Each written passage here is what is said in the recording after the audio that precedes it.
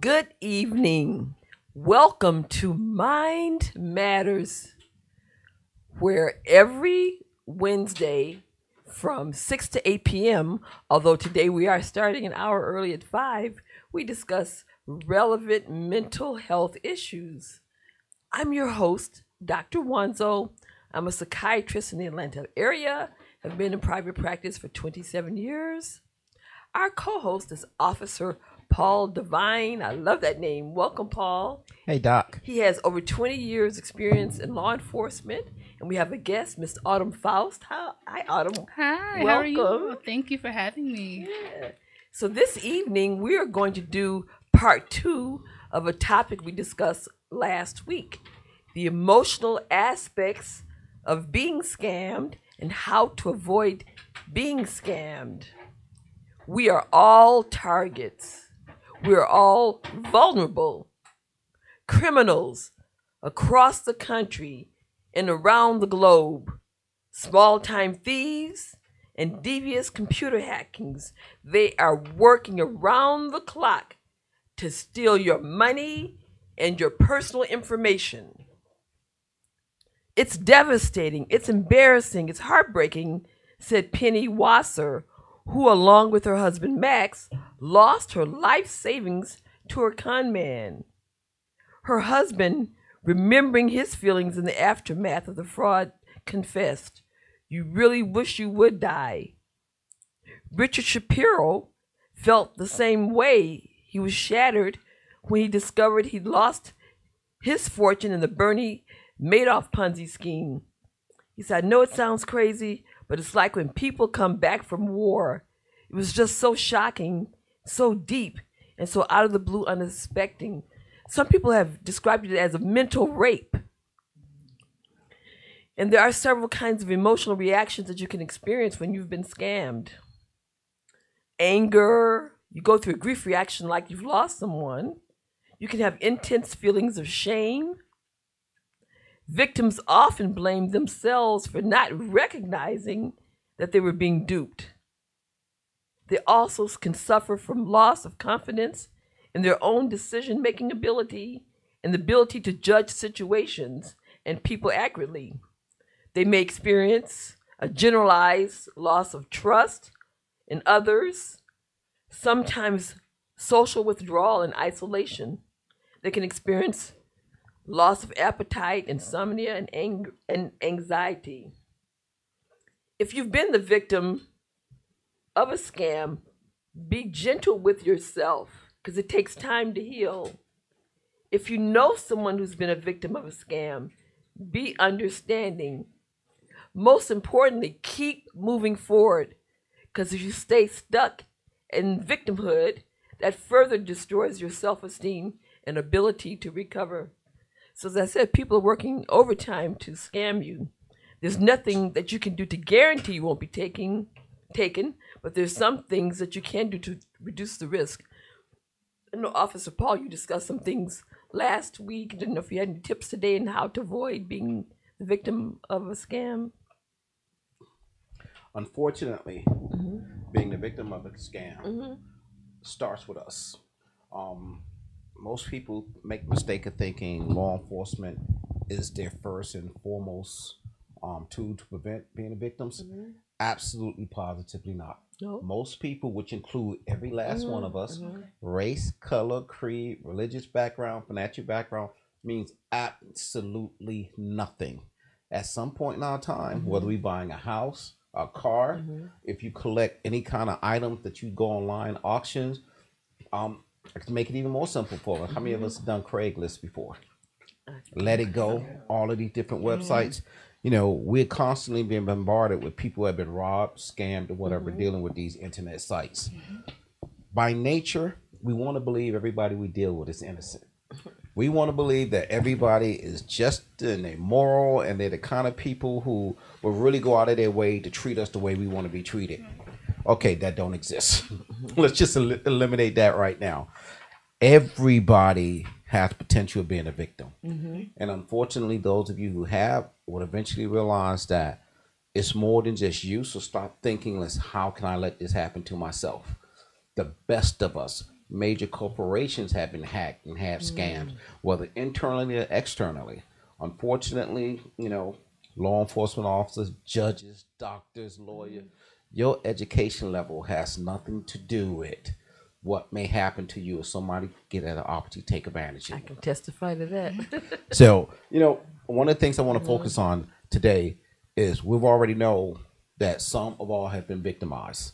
So instead of keep talking about how they have victimized us, I want to focus on the tools that I can give you now that you have been victimized, that you can turn around and now start putting your life back together. There's three parts to this. First, we want to acknowledge we have definitely been violated.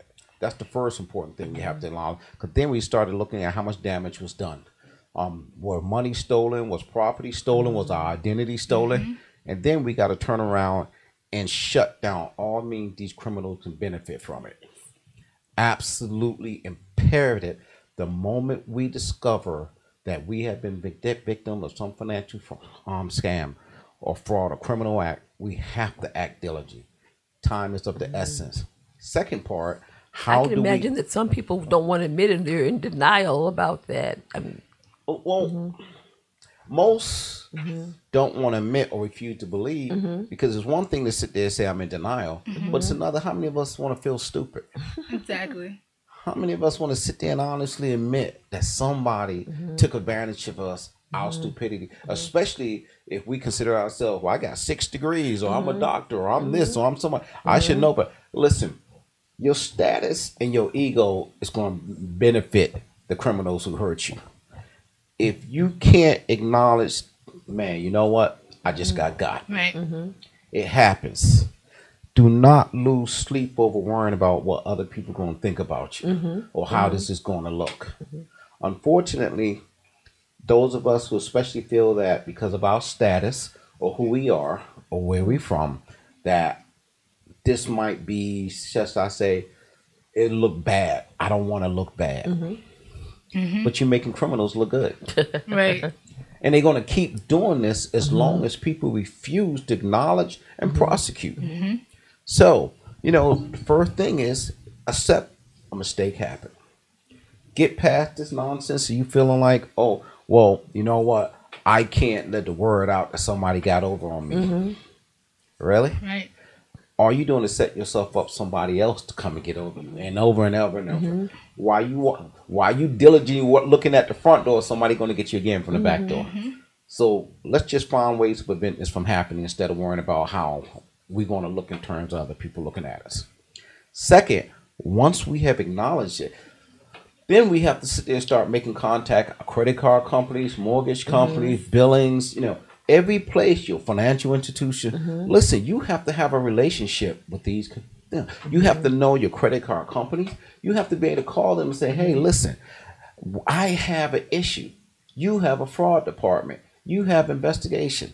What can you do to help me mitigate these circumstances? That's your job. Your credit card company is not going to call you. They have scam alert, and how I got my situation when they see even purchases I'm making legitimate, my car would get declined. That's right. Yeah, that's happened to me. too. Yeah, at the gas Okay, station. so you understand how this Yes. works. When your car get declined for a legitimate purchase you're making, then you need to call up your credit company and say, good looking out. That's right. This is my charge this time, but keep doing what you're doing. Because next time it may be somebody else's. So establishing a relationship with your credit card company, with your financial institution, every place where your money comes and goes, even your credit reporting firms, Equifax, TransUnion, Experian, these are the big three. Anybody who has never had contact or believe they don't have a reason to have to deal with a credit reporting agency, you're absolutely crazy. Your whole life is based upon what these three credit institutions are saying about you. If you think you can live your life without credit, give it a good shot. Unless you live in a bridge, Okay. it ain't gonna work. And even under the bridge now, you're getting benefits that come on an EBT card or some kind of debit card for that, even Social Security. So listen, if now you're forced to be part of the electronic age, you need to know how to protect yourself. So establish a relationship with your financial institutions on every level. Third, establish a relationship with your law enforcement agency. When you find yourself violated by somebody stealing from you, regardless how they do it, doesn't it make sense? I need a police report. That's right. There are times in life where you can't say, you know what, I don't want to go through all of that. I don't want to be bothered. Nothing's going to happen anyway. When do you start to realize nothing happens because you don't do anything about it? People, seriously, WCEG family, at the end of the day, it's not a crime if you don't report it. We can only react to a crime if we have a victim. Once we have a victim who made a complaint, we can start looking for a suspect. We can do our jobs now because we know that somebody out there is doing somebody else wrong. It's just that simple. Fourth, most important, once you got all threes in place, prosecute. Do not think for a second your responsibility to getting your life back ends with just because you made a police report or you called your credit card company or you accepted and say, you know what, it is what it is. You can take an active part in bringing these people to justice. Prosecute. Bug your police department. Bug your credit card company. What have you done? Who's my investigator? Establish a relationship with your investigator. You can do that. See, when that uniform officer shows up at your house or your place of business or wherever you made that report is, that's the officer working patrol. All their job is to take that report. They have no responsibilities whatsoever for investigating it. At that point, they're going to turn that report into CID, which is Criminal Investigative Division or whatever their respective agency. Everybody calls it different. Detective here, investigator there, whatever. It's the same thing. Bottom line is our job is now to follow this and see where this goes. And if we do it right, we get enough evidence that we get probable cause that now we can get warrants for the people who stole your information, people who had an active part in it. Because a lot of times, what you don't realize, you may be shopping in a name brand store, and the person who working the register might be the one swiping your card information and giving it to their buddies. Now, we had problems for years in the post office, postal employees stealing checks, stealing credit cards. And mind you, internal theft is just as dangerous as external. Most people think of getting robbed, somebody jumping out of the bushes with a gun on you. No. People think, well, if I don't go in those neighborhoods, then I don't have to worry about it. Yeah, right. You don't have to go in the neighborhoods because we bring it to you. That's right.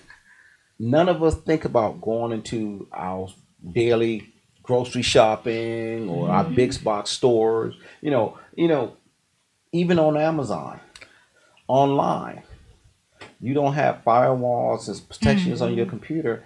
There's devices that can grab your credit card number. Doesn't even necessarily physically need your card. Wow.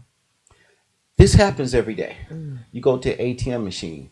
You thinking, hey, this is my bank. I stick my ATM machine in. I use it. What could happen? Nobody's around me. Nobody robbed me. Sure they did, because you didn't notice there was a device on the ATM machine that you wouldn't recognize. What does the device look like? How do you know if the machine has one or not? And see, that's the interesting thing about it. They keep evolving. I can't even tell you what this machine is. But what you should look, if your bank or financial institutions that you bank with and you go to their ATM machines enough, you should.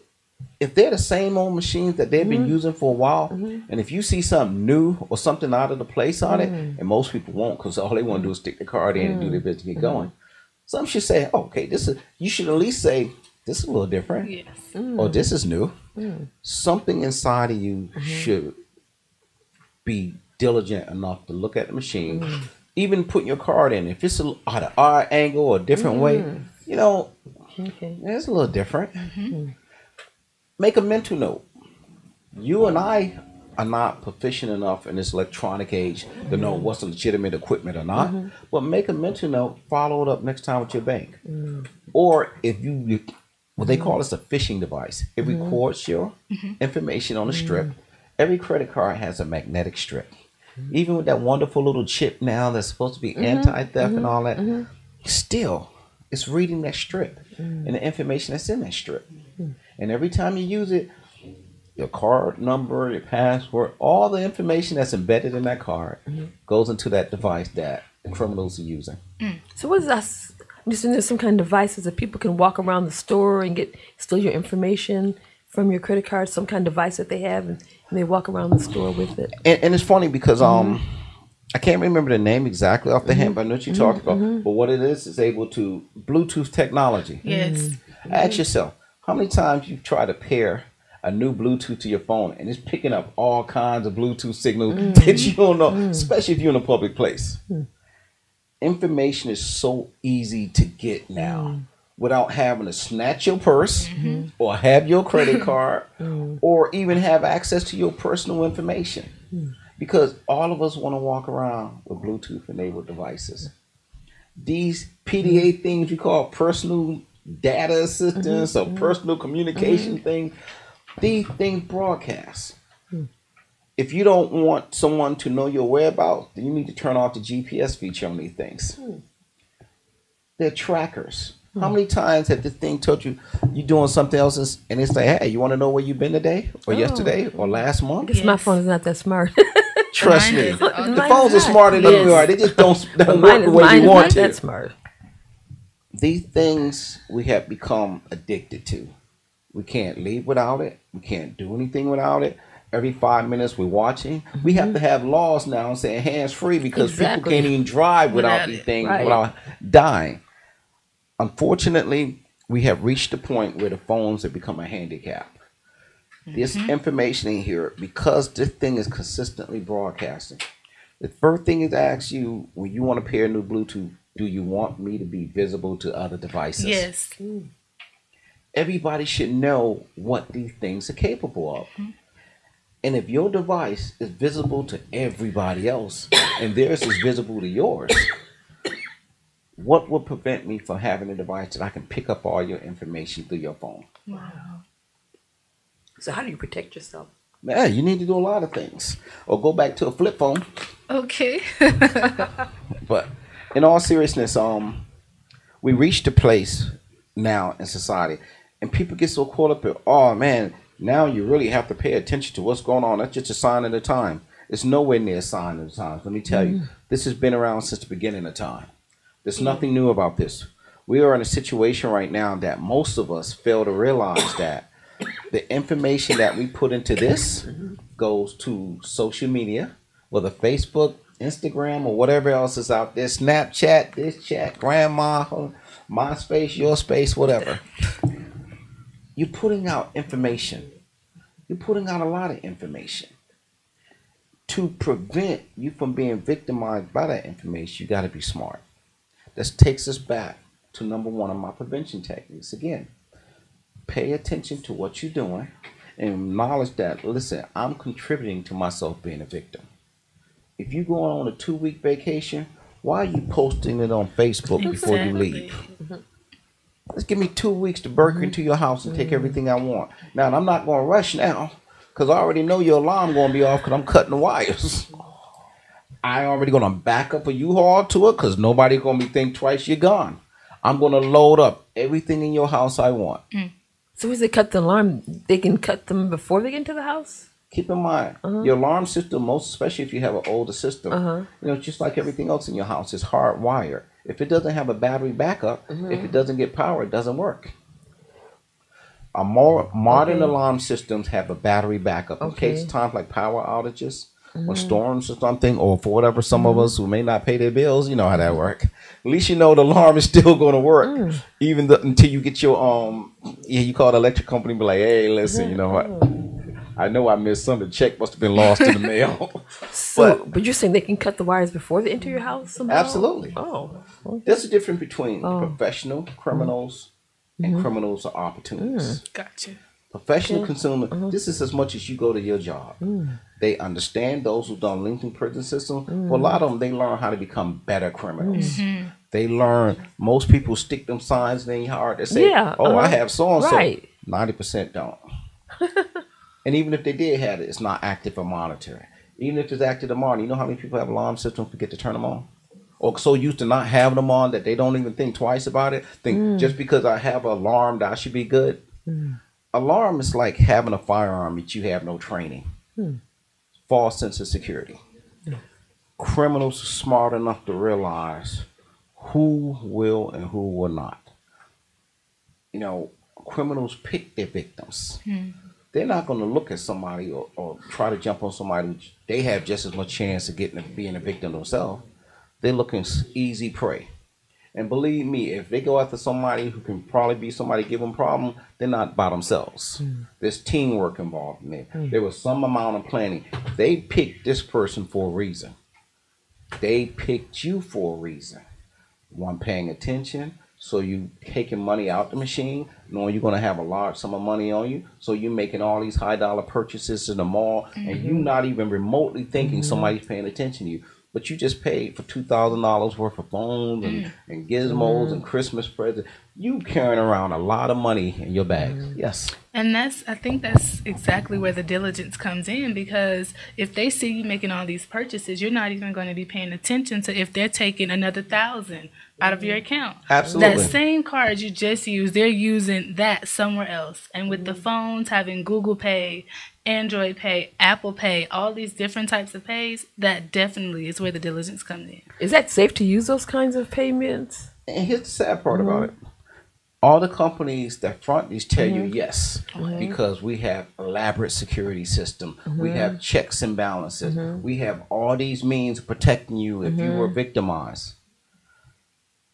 Then why are we still being victimized? You know, if your system of payment is so secure and so safe, how are we still being victimized? People keep forgetting Equifax, Best Buy. There have been so many companies within the last year alone that's been hacked for millions of our personal information files. If your system is so good, how come you were victimized?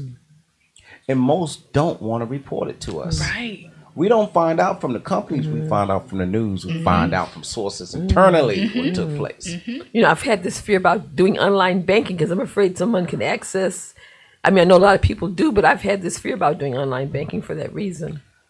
I don't think you should really have a fear. I think you should be concerned that what are the protocols if you are victimized? Will this bank compensate? You don't want to do any business with anybody that tells you, well, that's your problem. Right. We can't do anything for you. You know, I don't use a debit card much. I'm a credit card man. I'm American Express to my heart. Why? Because all I have to do is pick up my phone. Hey, listen, I didn't see this charge. Or even if it was a legitimate charge for the merchant and they did a bad job on my car or they overcharged me for this, 2 seconds after I make that call, American Express has already flagged that charge. They put it in suspension status for the merchant, meaning you won't get paid until we resolve this issue. They created a situation for me where I don't feel like I just been forced to pay money for something that I didn't feel they did a good job.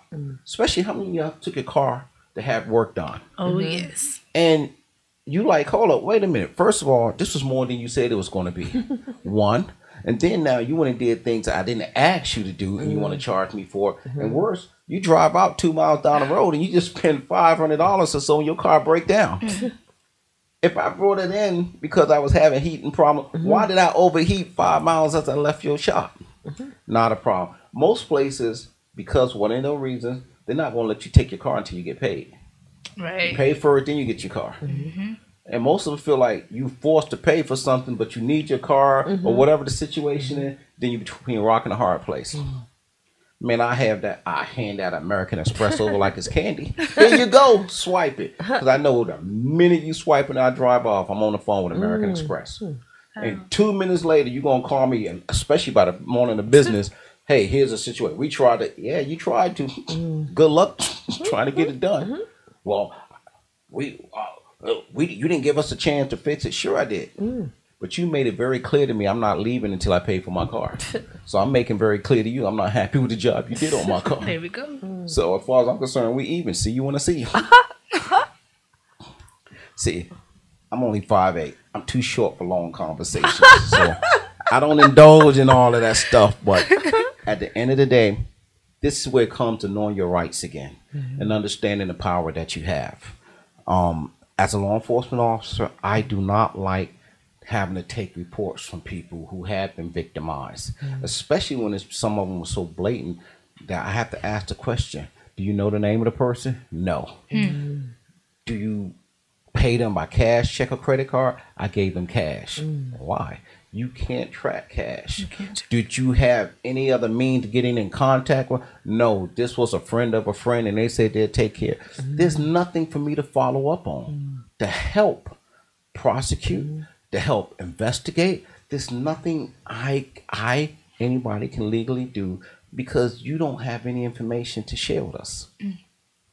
Which takes us back to square one again. You have to be valiant. You have to be on top of your game, and you have to have a basic knowledge of who you're doing business with. Make sense so far? Yes. So, a WCEG family, I want you to understand there's a lot of information out there to assist you, but you have to be prepared to really step out in this because it's not going to be easy. Once you identify you've been a victim of a scam, first thing you have to do, absolutely positively, especially if your credit cards are reported to the agency, to your credit card company. That's the first step. Shut down every card you had, bank account, and even taking a step further, if the breach was so detrimental that they have your access card to your social security number and everything, contact each of the credit unions, credit reporting agencies, TransUnion, Experian. You have to make contact with these guys and say, hey, listen, I want to freeze my credit profile. Anybody got any questions so far on that? Because if you do, feel free to call us at the station. We would be more than happy to reiterate. We'd be more than happy to help walk you through it. But at the same time, you have to be able to understand you reporting it, you initiating this whole process will get the ball rolling. The number to call is 678-619-1402, 678-619-1402, 678-619-1402. Second, the third is reporting it to get that police report. That police report is going to be valuable. Why? Police report is what's known as a public record, which means no matter what, once you make that police report and we give you a case number, you can always refer to that. Whether 10 years down the road and you trying to get a job or you apply for credit and they tell you, well, you had this account that went bad in it. No, I was a victim of a theft or a scam. I did everything I can to invest. Here's my police report. Go. And at that point, you can petition your credit reporting agency and say, I want this removed from my credit profile. I was a victim of a crime. I wasn't a deadbeat debtor. If I had money to pay for it, trust me, and if it was my legitimacy, I would have. So I want it replaced. And the fourth most important thing, you have to be ready to follow this road to prosecution. It may not be quick and fast and easy. And I'm going to take you to the second part of this when I turn, because I want to focus really on the prosecution part at this point.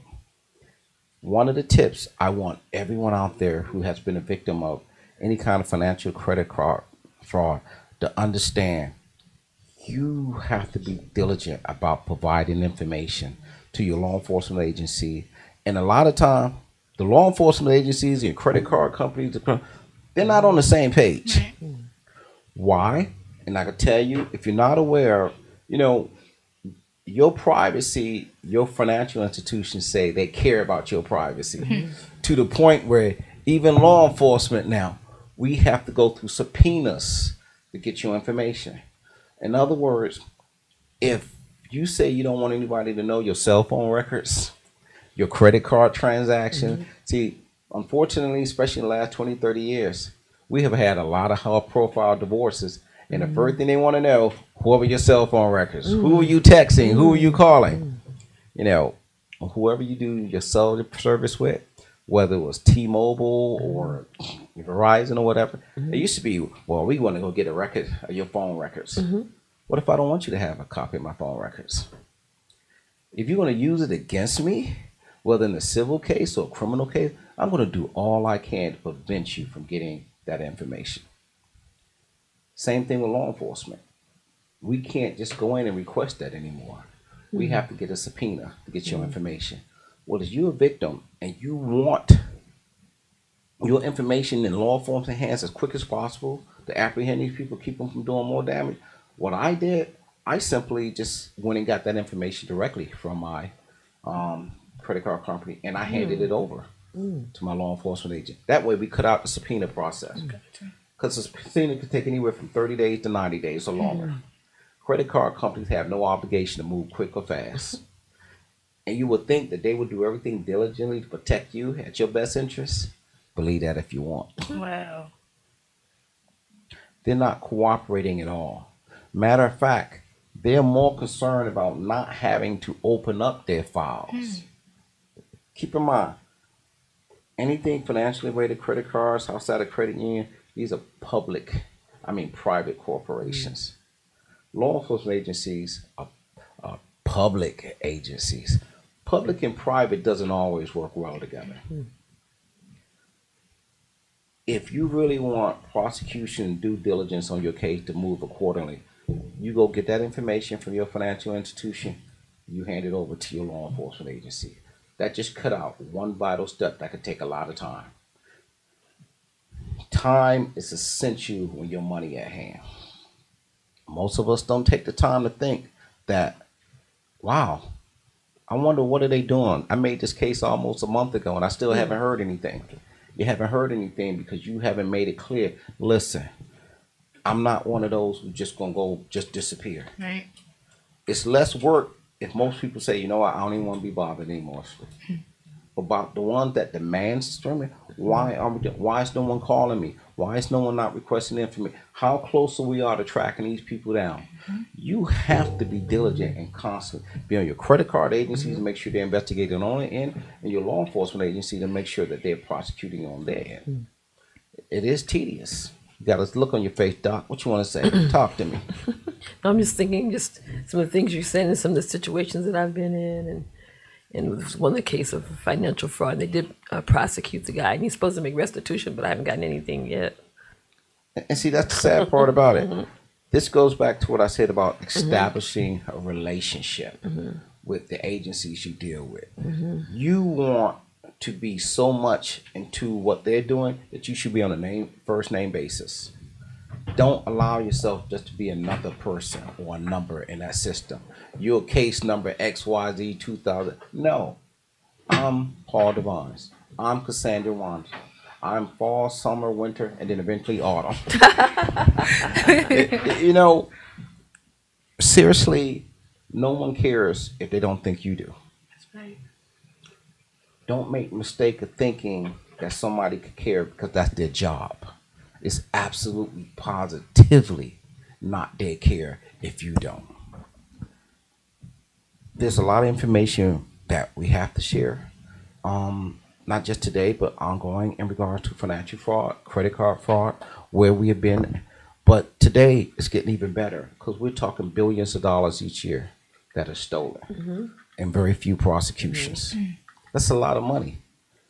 You make it more off fraud than you off on your lotteries, So this is a lot of money, and it doesn't matter who you are, because unfortunately, our elderly are some of the most abused when it comes to financial fraud.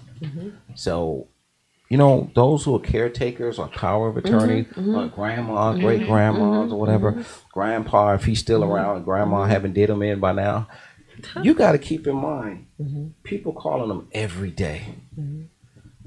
Do you want a new hearing aid? They're looking at TV. Reverse mortgages. We got you covered. You need a burial spot. We got you. They're older. They're sitting there. They really don't do too much of their life anymore. They're retired for 30 years. They really are impressionable. And if you look at the same commercial over and over and over, or you start finding any kind of financial short, you're going to start feeling, well, this seems like a good idea. A reverse mortgage. They're going to pay me to be in my house.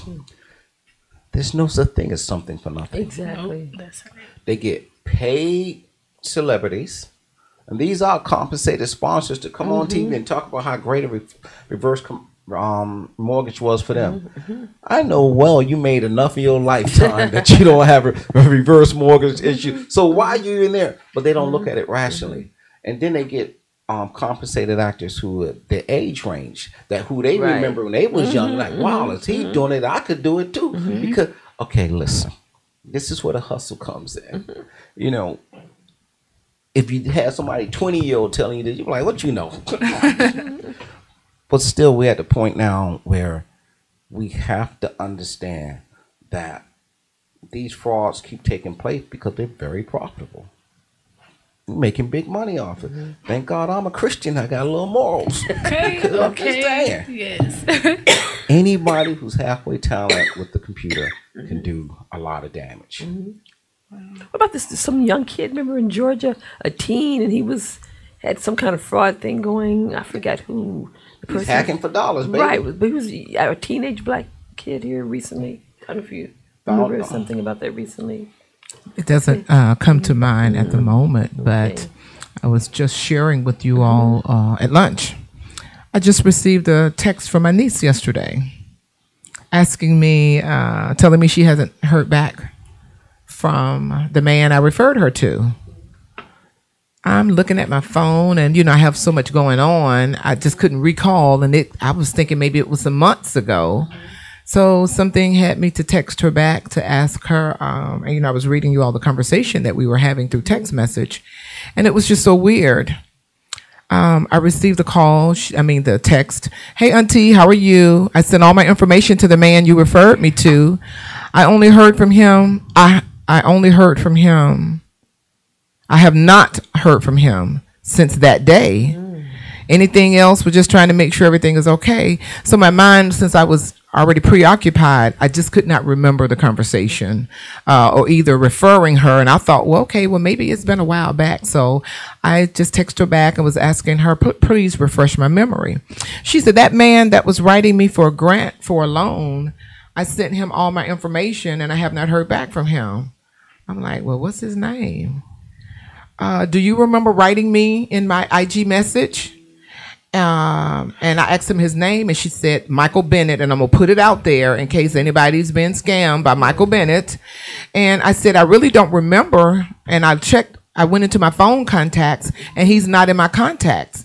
So that way, it was a light bulb that went off for me, was saying that then I could not have referred him to you if he wasn't in my phone, in my contacts. So I said, let me call you later. Because we were in the middle of that event on yesterday. And I said, well, how long has it been? And she said, well, I'm on my way to work. I'm thinking now someone was playing as you on my Instagram because I don't see the message anymore. I went, oh, okay. That was that fake Instagram account. And I reported it, and IG shut it down. And then your other uncle told me about a month ago, someone pretended to be me and sent him a grant offer. And he advised me he says, sis, you might want to change your passwords on your social media. And I don't give out. And I told her, I asked her, did she give out any information? She says, yes, I gave him all of she said, oh my God, yes. So I said, well, you need to call the credit bureaus, as Paul was advising us, put a block and an alert or flag your accounts to ensure no one can open accounts or use your information. I said, by the way, do you have good credit? And because especially too, if you have good credit, those are the people that get ripped off even worse. But if you have bad credit, they ain't gonna give you nothing anyway. I mean, you're not gonna be able to open an account because of your bad credit. So she started laughing and said, LOL, no, I don't have good credit. But I said, still follow up on your business with the credit bureaus. And she said, gave him her social security. She gave him her social, her name, her address. I just put Michael Bennett, and Michael Bennett scam came up. Beware. Oh my God, that's the name. She said look at that the Michael guy. Bennett, beware. I haven't clicked beware. Michael Bennett scam, beware. It's From the complaints board. Right. Oh my God, Yeah, don't it's a fall scam. for the scam. It came up. I put Michael Bennett, and the scam came And this up. been out here since 2009. Was it that the year? Look at the date on there. Yes. So he's operating again. So we need to let that bureau know, or the reporting agency, that this guy is back in business. That's probably listen. not even his real name. Just understand this. So I'm hearing y'all surprised. Yeah. I mean, You're no, saying but this I'm is just saying 2009. but I was glad she remembered his name. Absolutely. And I didn't think anything about it. I said, well, maybe I might just kind of Google him. But this was just yesterday, so I haven't had a chance. But now that Doc Wanzo has done that, so he's been out there. He's still operating, is my point. I want to share something with you from the Insurance Information Institute of the U.S. According to the Identity Fraud and Enters a New Era Complexity Report, as of 2017, this information was compiled for 2018. There are 16.7 million victims of identity fraud and theft in this country. 16.7 million. Almost 17 million people in 2017 were victims. And I'm not talking attempts. I'm talking actual victims money got. Wow. 17 million. And that's a record high at that point. Right now, 2018 numbers are still being compiled. There's a possibility 2018 is going to beat that. We've already a third through 2019. And yet, we're still compiling records from 2018 because we already know we hit an all-time high in 2017. Wow. And just so far, the amount stolen that we compiled is $16.8 billion. So that's one of the biggest, newest. I mean, but just knowing though that much money is involved, and I see how people get into that game or get into that scam because they're making money off of it, off of regular everyday citizens, $16 billion consumers. That's a 30% increase in the Wow. U.S. alone. And so what's my The year occupation prior again? to. Oh, I'm sorry. That means 12% of the population of the U.S. as of 2016 have been victims of identity crime and theft. And you know, and I hear you on that, Paul. And so that means that even though we are aware, people have almost gotten us to some extent. Oh, yes. And then when that light bulb moment go off, or someone is around you to be able to help you to understand, no, this doesn't sound right. Outside of this text from my niece on yesterday, about a month ago, I had this gentleman that called and left a message on the business line here for WCEG.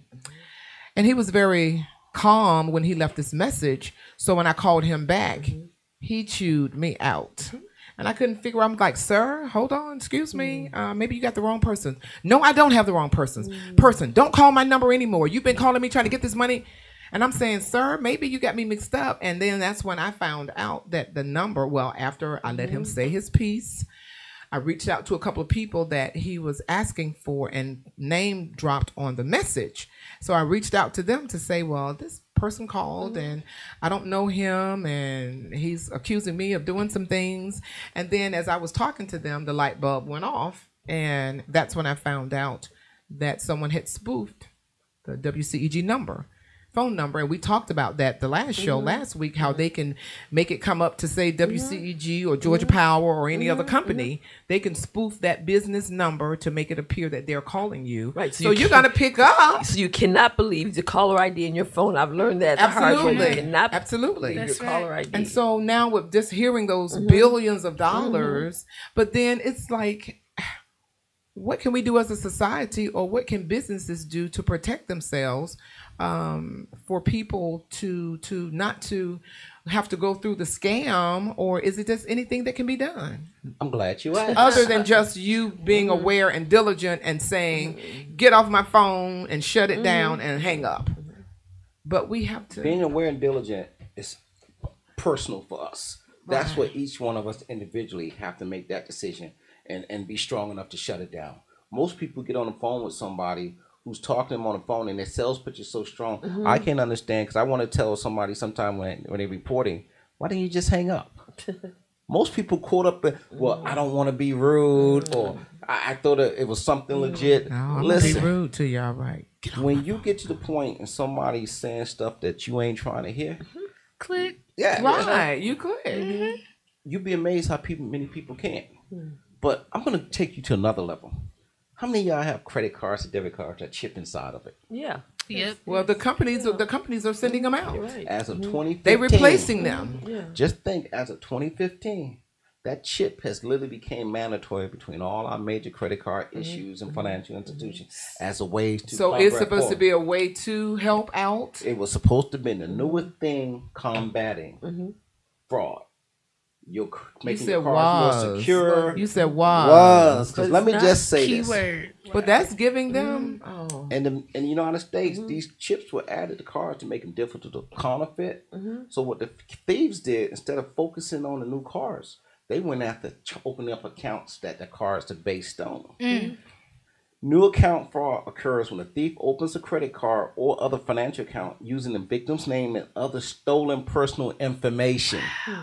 We don't worry about the chip no more. We just worked our way around it. And according to the Javelin study, account takeovers tripled. Someone took over your account. Your account is legal. You still got all the information, but someone else is utilizing it. And in between 2017 and 2016, the losses from going around those chips and opening up a new account has now compiled at $5.1 billion. But how did they take over your card? Easy. Instead of trying to use your card with the chip for counterfeiting now, which causes more problems than it's worth, easy. We just get your account information and we just opened up. It's like taking over your account. So, But how, like say, so if you're the restaurant, you give your card to the server and they can do that. No, they have or to do what? that. What we talked before, the phishing scams and you're using your card for, or department stores or Yes. grocery stores and somebody's using your card, or somebody, to work there. A lot of time, cashiers, most places you go, is a female, right? Well, you'd be amazed how many females, you working your little job, but then your boyfriend, if, this is the hustle of the relationship. Your job is to supply the information. He the one to utilize it to make fake cards and all the good stuff. And it's on every level, people. Every level. Right. I remember this one patient said there's a site where you can go and buy the numbers and stuff. She said she went to some place and you can buy different numbers and stuff. There are a lot of people don't understand in the wide world, as we call the internet. There's a section we call the dark web. Now, this is where Bitcoins came about. I'm pretty sure all of you heard the term Bitcoin. Yes. There's a push to try to make it legit. Now, the reason why Bitcoins was designed, this is a secondary market. Long before the internet came on, there used to be a thing called the black market. Anything that you wanted to buy outside of the normal legal mean, you want illegal cigarettes without tax stamps, you buy it on the black market. Unfortunately, a lot of legitimate businesses made money off of illegal practice as well. Because, say for instance, I own a grocery store. I sell a lot of cigarettes because I'm down in the hood in it. And what's known as an inner city area, beer, wine, cigarettes, and all that is the number one thing I'm selling out my store. Well, if I got to buy my cigarettes legit, I got to go through a state tax stamp, which means I'm taxed on the cigarettes I buy, so I got to mark up my costs to make money in these communities. Well, what happens when it gets to the point where if my markup is so high, then they ain't buying my cigarettes. They're going to go where it's cheaper, right? But if I want to flip a quick profit, okay, I have some shady characters say, listen, I got a whole tractor trailer load of cigarettes, no tax stamp, give me 40 grand for the whole truckload. And I'm saying to myself, 40 grand. I got all the cigarettes. I got thousands of cases of them. Man, I could flip this and make 100. At the end of the day, Crook stole those cigarettes for no tax stamp, so that 40 grand is straight profit. You take those cigarettes in, no tax stamp, they're illegal because the state ain't getting their money on them with the taxes, but you're going to flip it for 100, or you looking at doubling your profit.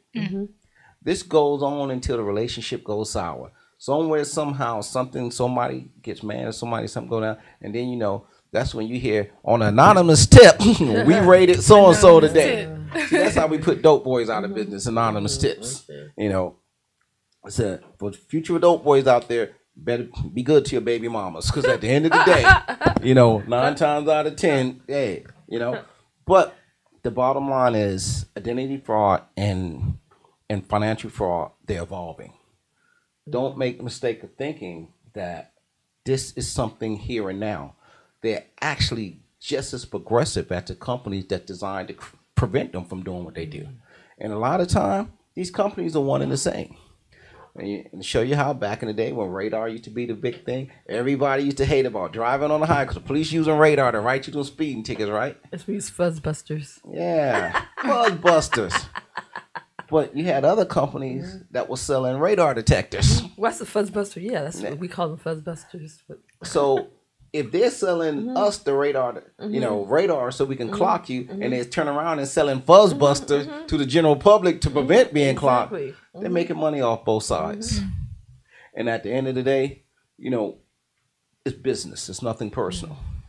Criminal activity is business. As you see from the numbers, we're talking billions of dollars. Nobody in their right mind is going to turn down an easy buck if you live that life. We're not talking nickel and dimes here, people. We are talking incomes and amounts that on a yearly basis, any one of us can imagine what we can do with a couple of $1 million. Imagine if you had a couple of $1 billion to your disposal. Yeah, it makes no sense. We wouldn't even be able to spend that in our lifetime, our kids' lifetime. But at the same time, every year, these billions of dollars in ill-gotten gains are increasing. They're not going down. Even with all the law enforcement scrutiny, with all the high-tech security internet system, with all the chips in the car, it's still increasing. Why? Can anybody even remotely guess why? No. Sorry, what's the question again? I'm sorry. The question is, how come I'm still getting robbed? Heck, they probably weren't doing the robbing. No, just teasing. No, but because it works, and people are not going to give up because they know they're going to find some victim somewhere. And even with all this cybersecurity and all this stuff that's going around, we can see where companies or themselves are getting scammed because how they took over City Hall here in Atlanta, took over all of the accounts, and then wanted a ransom to be able to release it. Right. They get doctors' offices, they get hospitals, they hack into their accounts. But all this cybersecurity supposedly is helping. So we're spending billions of dollars on cybersecurity that's not working. Absolutely. And the only one that get paid is the cybersecurity companies. That's right. Right, That's but we're still being scammed. But I want you to think about it. Why would they create a system to eliminate us being scammed and robbed? That puts them out of business. Yes. They put themselves out of business. Think about it. And the protection doesn't even work. As a police officer, will I ever want to see crime eradicated? Not that I'm saying I want criminals to have the advantage over me, but we're here in society to reduce and try to prosecute and prevent. Yes. so what's your explanation for the question that you asked about why it's increasing? And my explanation is simple. Because we as a people, individually and collectively, community, government, private company, public business, it doesn't matter. We as a people fail to realize at the end of the day, it's still basic math. 1 + 1 will always equal 2. If I can get something through an ill-gotten way and profit, why would I put in the time and hard work to work legitimately in a job where, I'm constantly have to deal with a workplace I don't like or a job that I don't like, or I feel that I could be making more. Every last one of us at some point in time in our career said, listen, they're not paying me enough for the work I do. Or they're working me harder than it's worth, because at the end of the day, you have poor managers or you have a poor system, or basically you're working for a company that really at the end of the day, you don't even see a future in. It happens. Job satisfaction is the key. But when you start talking about your money and your finances and how it affects you in the long run, if you're not diligent, it's like your credit card statements.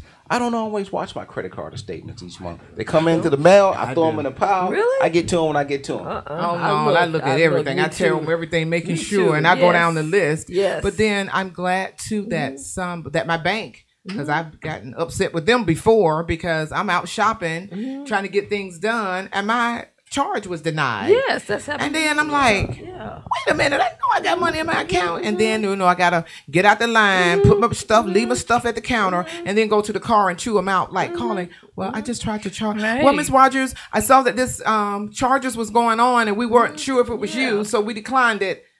But I mean, I appreciate your protection, but I've been using my card at a couple of stores. The same ones, pretty much the gas station, the grocery store, Is and this Wells Fargo?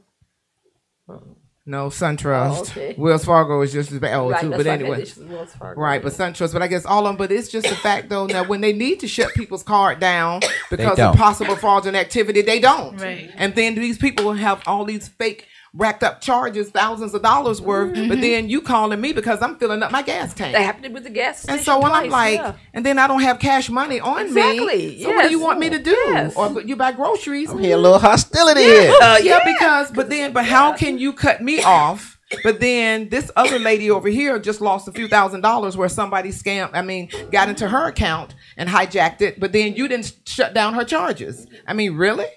Really? So so why Really? is it pick and choose, or is it just certain communities, or is it? I mean, I'm gonna give you a rough idea of how Nobody got financial time for institutions work.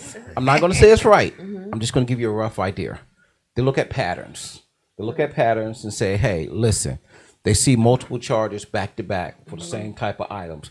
They're looking at charges that normally they haven't had a record of history of doing. See, when these institutions, especially fraud protection, start doing any kind of action against your legitimate charges, that should tell you right then and there that they have been tracking you since you became customers. They know what you buy. They know what you like. They know how to market it to you. Because even in your charge cards, there's always all these little advertising. My American Express gives me tons of offers. Best believe a lot of these offers ain't mass produced to everybody. They tailor them to your spending packages. They do track you. We make the mistake of thinking we got some kind of business. There has not been any personal business in anybody's life since the World Wide Web was created. There's no such thing as privacy. And people make the mistake of thinking you have a right to privacy on the internet. You don't even have a First Amendment right. Because once you post something online, it's considered public domain. You cannot come back and say, well, that was private. How many people lost jobs, end up in jail or whatever itself because of Facebook or Instagram? They posting stuff and blah and that. Divorce proceedings. If you a cheating spouse, last thing you need to do is be paying for cash at your hotels or your trips and all this stuff. A credit card, even cash is detrimental now because here's the you problem. can't even make a deposit now Without your ID. identification. Really? You can't put cash in your account. You need to have ID because believe it. this helps them with money laundering. Say if I send someone to the bank to make a deposit for me, especially cash, without a record, like a check or something, It's a red they flag. want that person to Be identified. produce ID, and I'm like, So you can't do it through an ATM at all.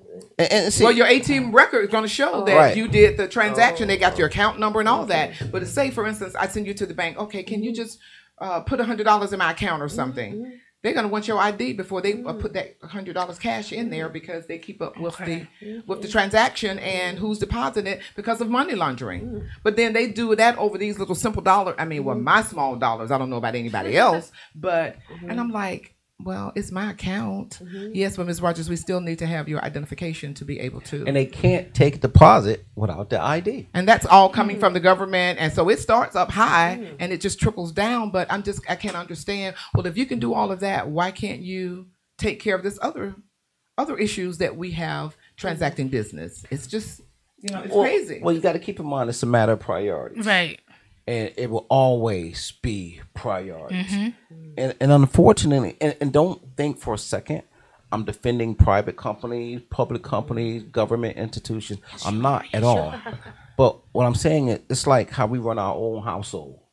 Each month we get our bills. My number one bill, I have 4 mortgages no matter what that get paid first. Right. With Mortgage. those, with the rentals, I don't believe in car notes. So, but I still got maintenance, insurance, and all this other stuff. And then I start looking at, you got your utilities, and all that stuff goes in. But then by the time I get through everything that's in priority, then you got your disposable income.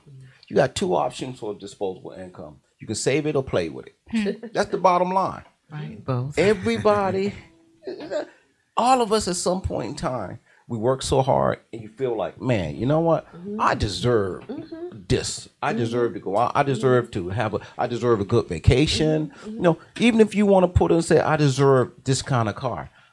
Whatever it is, I honestly believe we all have a right to to pamper ourselves to a certain level. When you paid all of your priorities, last thing you want to hear, all of a sudden you ain't even got money for your priorities because now my money is in my account. That's right. Especially with direct deposit. And it doesn't take but a moment too for people Just to a take moment. every dime Yes, that you just like have. that. They What you steal raise your your hand for? You been card, robbed. your purse, your wallet, your car, and as soon as it's gone, people have already Started you. spent I your mean, money. instantly. But see, but that's what I can understand though. Like we were saying, it just depends on the company and how they work with their clients and. But if you can take someone's card or information and scam thousands of dollars off of it in a matter of 5 minutes. Something is wrong with that system. But but like I was saying earlier, you called me because I filled up my tank, and you're telling me is that they declined my card, and then I have to call you, and you tell me, oh well, we just noticed that you were spending money and so and so, but it's like only $50 or, but people lose thousands, so I'm glad it wasn't me, maybe because I don't have that kind of money in my account, but I just had to understand and realize too when we are using like these barcodes that come on merchandise, the barcodes. Yes. That is a tracker on you as well. Like you were talking how they track you. It's not only just for inventory for the store to know when they're running out of product or when they need to reorder or reship. Don't buy that. Marketing. They are tracking you. And if you notice when you search on Google and when you do searches, and then next thing you know, you get all these ads coming up on your. Yeah. A friend said that they were talking on the phone to another friend about purchasing something or a new device, and they start getting ads. Right. Yes. I mean, Yes. just from so he was Yes. on the phone Right. talking to his friend. Yes. So that means you were being listened to, Yes. or Yeah. tracking you Exactly. some sort of way. Right. So This, And for Something all is you wrong with this Facebook, picture. there's nothing is wrong with it because again, it comes back to people, priority, and gullibility. yes. How much do you have to pay to open up a Facebook account? Nothing. How much you got to pay for Instagram, Well, I don't have it. Snapchat? They make it up in a heartbeat. It ever occur to you that when you open up these accounts and you take all, they give you all these things, But you gotta- give them okay, permission. You gave giving them permission to to- start marketing to you, and in that permission, they're sharing your information with other companies. And we don't read the fine print saying we that they don't. will be shared. When you gave them, they ask you for access to your contacts, access to your whatever, and you said yes, then you gave them the right to go into your personal business. So it's no longer personal, but just looking at how your searches, when you search for material, when you're just Absolutely. using the internet, and I just even thought about that barcode, and they were trying to put it on, the store can keep up with inventory and restocking. Don't buy. I mean, it's true, but there are other ways that they track you and know your spending habits. And your spending habits are extremely important to legitimate business. Absolutely. They spend billions of dollars in marketing. They're not concerned about the money you lost in fraud because they know you still want and need these products. That's right. So they say, well, I'm going to let the government and law enforcement worry about the criminals. All I'm going to do is focus on how to keep you buying. Most of us don't ever stop and ask ourselves, what are they doing with our information? If Facebook is free for me to open up, then how are they making money? Oh, advertisers, marketing. Advertising. Yeah, advertisers. All these advertisers, these pop-ups, these companies pay millions of dollars to get their have mailing list, to get their mailing customer list. base. Yes. We again are the perfect victims because we want something for nothing. There's nothing as stupid as something for nothing. Yeah, if it's too But it good has to be been true, around then It is. since the beginning of time. P.T. Barnum said himself, there's a sucker born every Well, we've had our current administration to admit how gullible Americans are even long before they ran for office, stating how dumb citizens of the country are.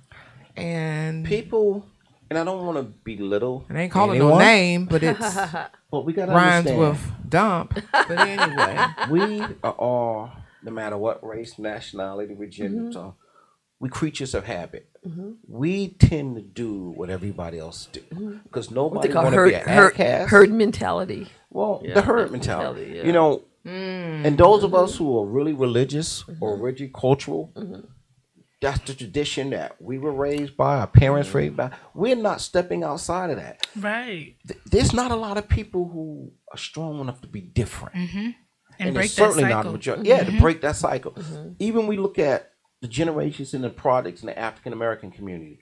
You know, there's some who's so proud of, I'm from this product and I'm that product. If it wasn't for the fact of gentrification, they would still be these products and we would still be living this way well into the future. There's no such thing as a perfect world for any of us. It's not going to happen. I don't care how dutiful that you are to your church and you there 7 days a week and you pray every day. You know, God said it takes all types in this world. And best believe it. We get so caught up in thinking that, you know what, any day now that this is going to change, the government better do something. Okay, the government, the United States of America, Constitution, there you go. We the people, by the people. Do you realize most of us don't even scrutinize the elected officials we put in office? Exactly.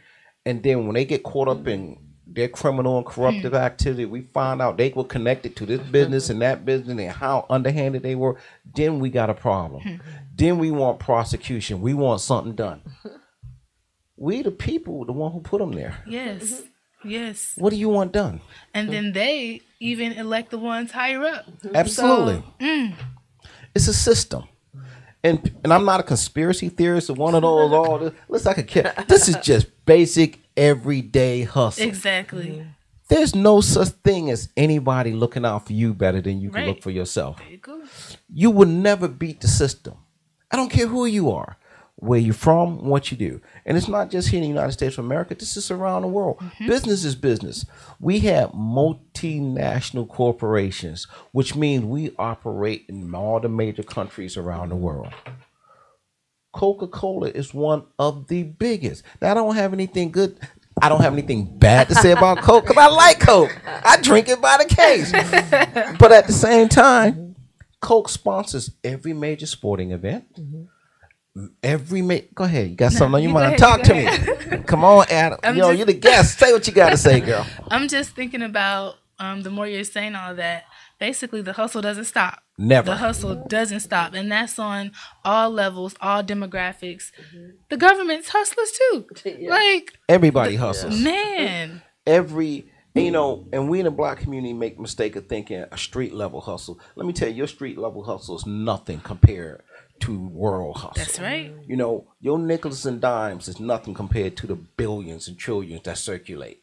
And right now, we at this point in time in life that for the first time, electronically information is fast. It's quick.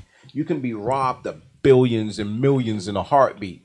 Versus back in the day, they have to take it pennies at a time or hit a stagecoach or rob a bank. Who rob banks anymore? That's right. I mean, really, it still happens by somebody dumb and desperate. But reality, you get more time robbing a bank than you would just going on your laptop, hacking someplace, and you getting a couple of million at a time.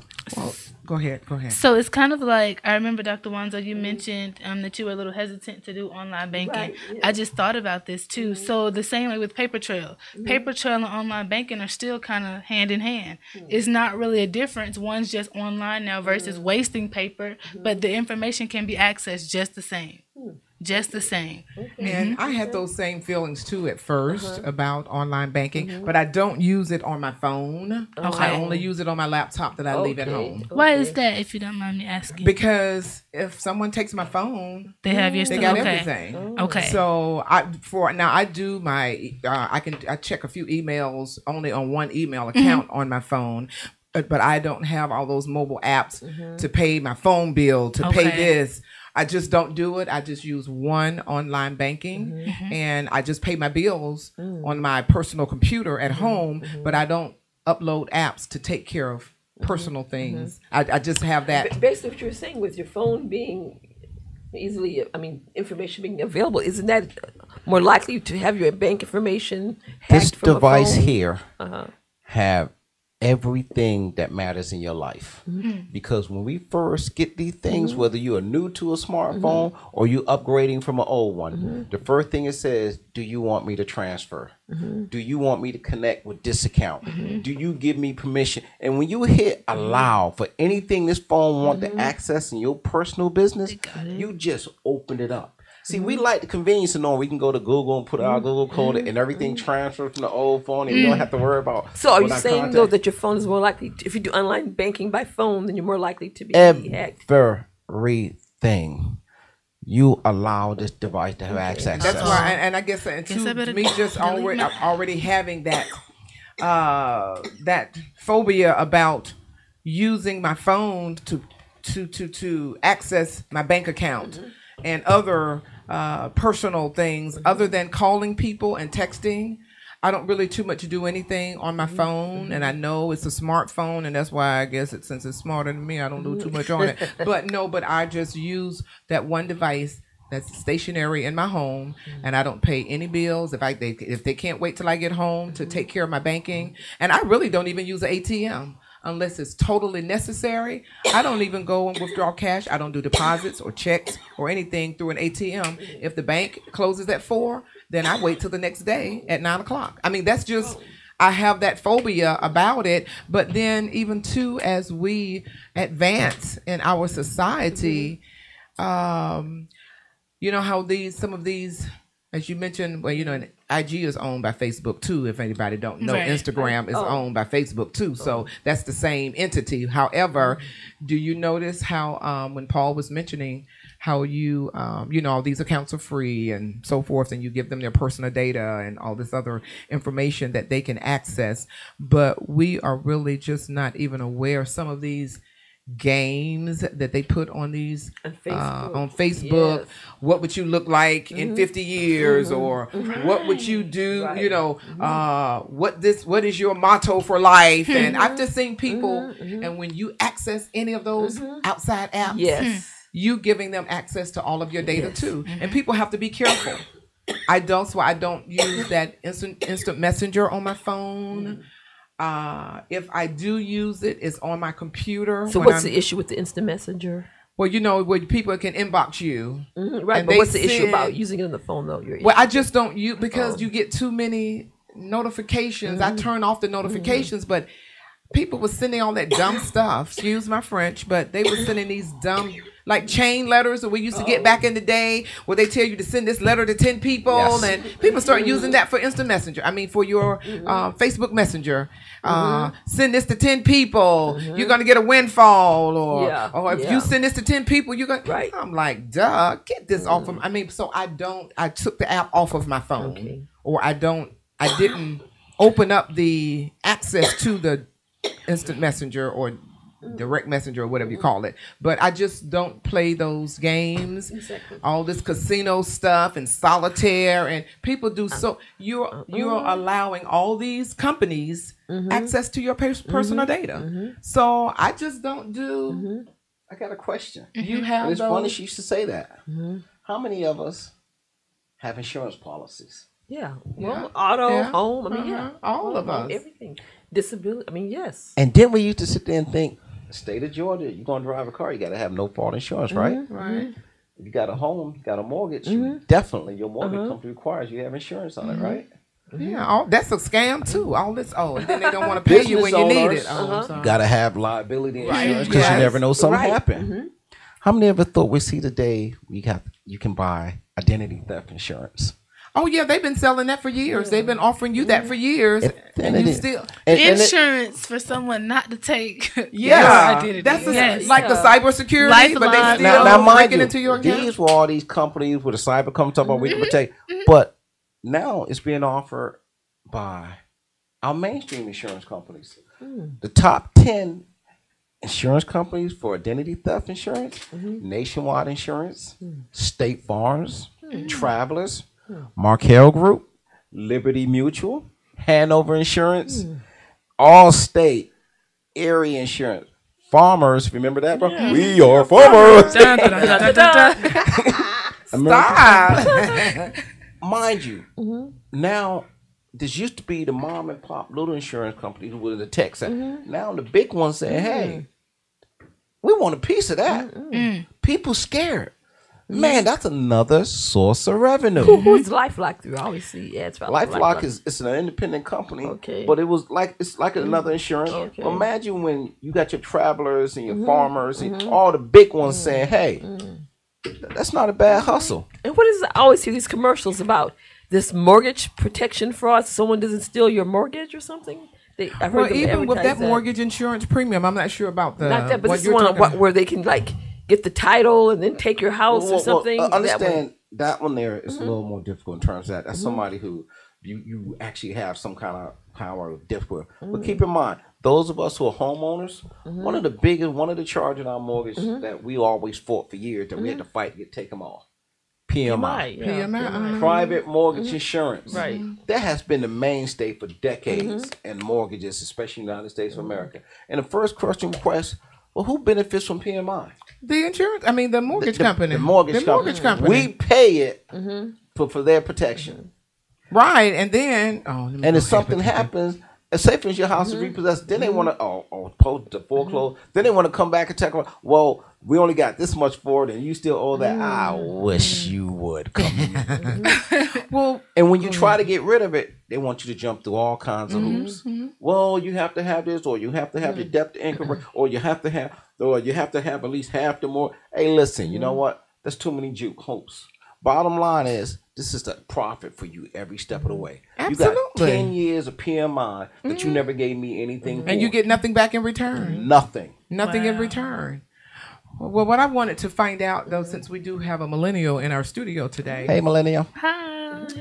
I know we've been talking about a lot of different types of scams, and even that some of us mature people are kind of bombarded with too. But what are some of the major things that you have witnessed or maybe been approached by someone as a young person? Okay, right now I know there is definitely a big problem as far as people using Snapchat, using Instagram to do like the live story type feeds, and they're asking, hey, anybody that has Bank of America, hit me up. If you have Wells Fargo, hit me up.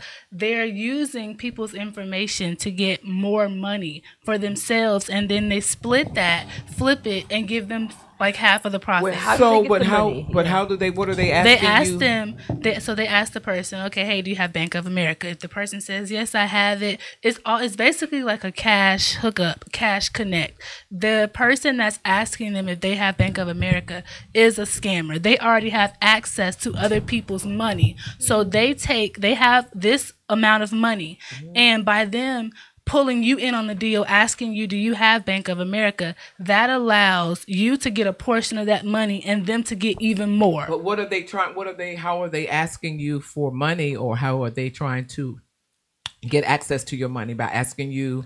So they ask you for your account I got a information. Bank of America. They ask you for your account information. So who's going to be dumb? I'm sorry. The people that want more money. Oh, so they'll do is something like this. It's like, hey, I'll give you, I have 300. Or, okay, put up 300, I can get you 3,000. Do you have Bank of America? But that's the same Give thing me that we've been talking about. Pigeon dropping. Yeah, where you offer somebody money a little. If you have to pay for something, then you know that it's a scam. But it's still working. Is my point? It's still working because they're taking, like I said, $100 turning into 1,000, 1,000 turning into 10,000, 10,000, people are doing this. You haven't been caught up, have you? Going to tell the truth. Going to tell the truth. Okay, I forgot. I know who your parents are. But anyway. Seriously, but it's all like a flip. It's flip. They just flipping it. They call it flipping. People buy into it. They're still buying into that old scam. They buy into it. So this is Instagram, or where do you they do this everywhere. It's not. They just use these social medias as like platforms. Thank you so much. They use this social media as platforms to help them push. It's like a platform. So it's not like they're actually using Facebook or Instagram or Snapchat to reel in money. They're using this as a way, hey, see me. This is what I'm offering you. I can give you something if you give me this. So I was telling them So what are they giving? Okay, so I've had people to say, hey, if you give me $300, I can get you $3,000. And they do that by asking, okay, hey, who do you bank with, da da da, because they already have the connections. They already have access to other people's money. They're using that money to help them get more money. Right, to get more money, but unless you give them information, then they can't get your money. But people are giving the information. But if they got access to money already, then what they need, No, but that's the thing.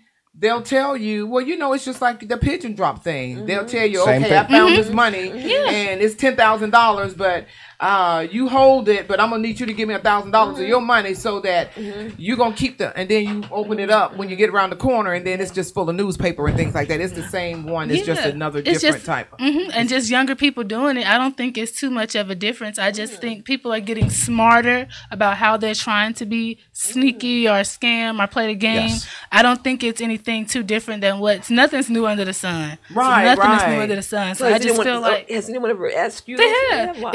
It was actually a situation where someone that I follow on Snapchat, someone hacked her the same way someone hacked you. They hacked her Snapchat information, and they like DM'd me and were like, "Hey, are you trying to make some extra money?"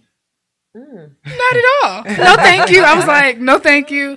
And they didn't respond. No, they did. They were like, are you sure? And I'm like, yeah, I'm good. Like, nah. But yeah. Now that's very rare for somebody to say no thank you. Well, I did. I received, and they took a picture like they had like all this money spread out. They sent a picture of the money. They hacked, and but it works on some people. Yeah. But see, this is what you got to ask yourself: if they got all that money, why would they? Why do they need exactly? money? Yeah. Or if somebody's asking you for money, right? But that's where it's a problem, and it's more to it. I'm just going off of what I see. Wow. But the process is still the same. Yeah.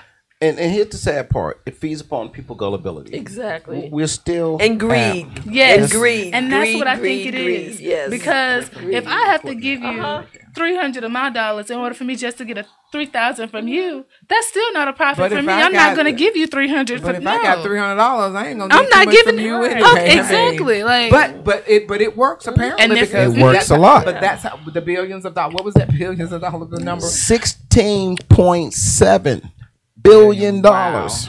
They that financial fraud, and the number is growing. Yes, it's growing, ladies and gentlemen. So, it's growing, and they're turning this stuff into business. So, are there any other types of money scams that people have tried to, or trying to get your information that you can recall, or that you've known happen to people before, or someone?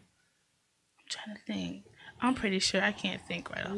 Okay, yeah, but that's why I just wanted to know what was how are they approaching younger people, because they're getting the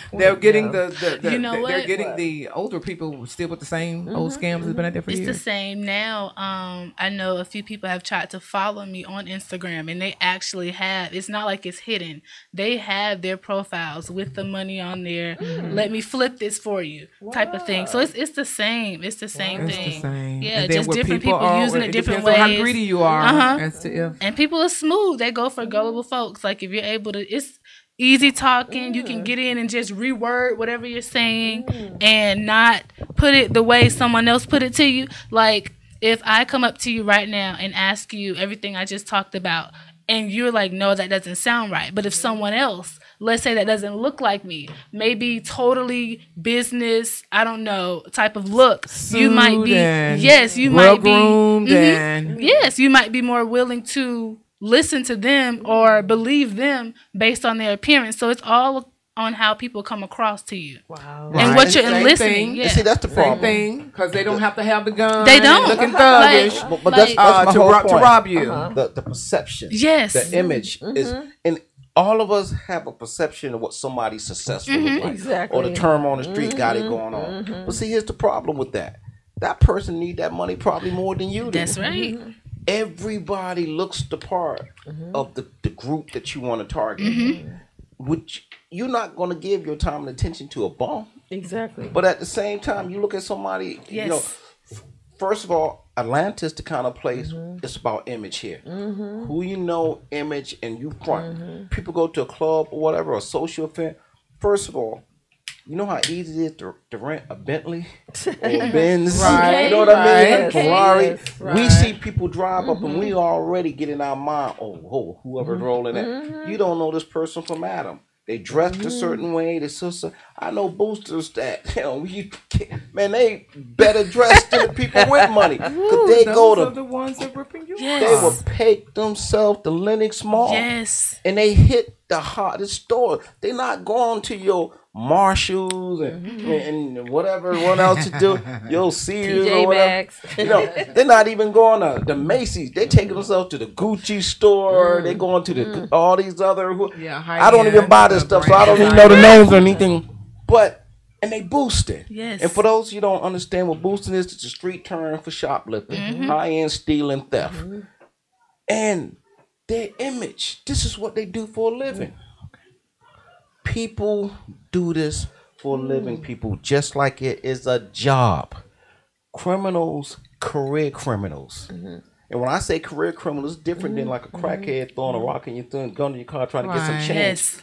I'm talking about people who live, breathe, and eat. They get up each day. They dress appropriately. Because if you look like you really successful soon time, you walk in the business, and most of the time, son, you'd be amazed how they go out of their way. This is how people get into other people's homes because they are looking like they are business people, clean cut, and you'll be more apt to open your door. Burglary is a little listen. different because a lot of them want to look like service workers. Right. Oh, like right. They want to look like up to in the van, the white panel van. They come out and look like they landscaping people. But don't make the mistake of thinking that all criminals are stupid. Right. Oh no, exactly.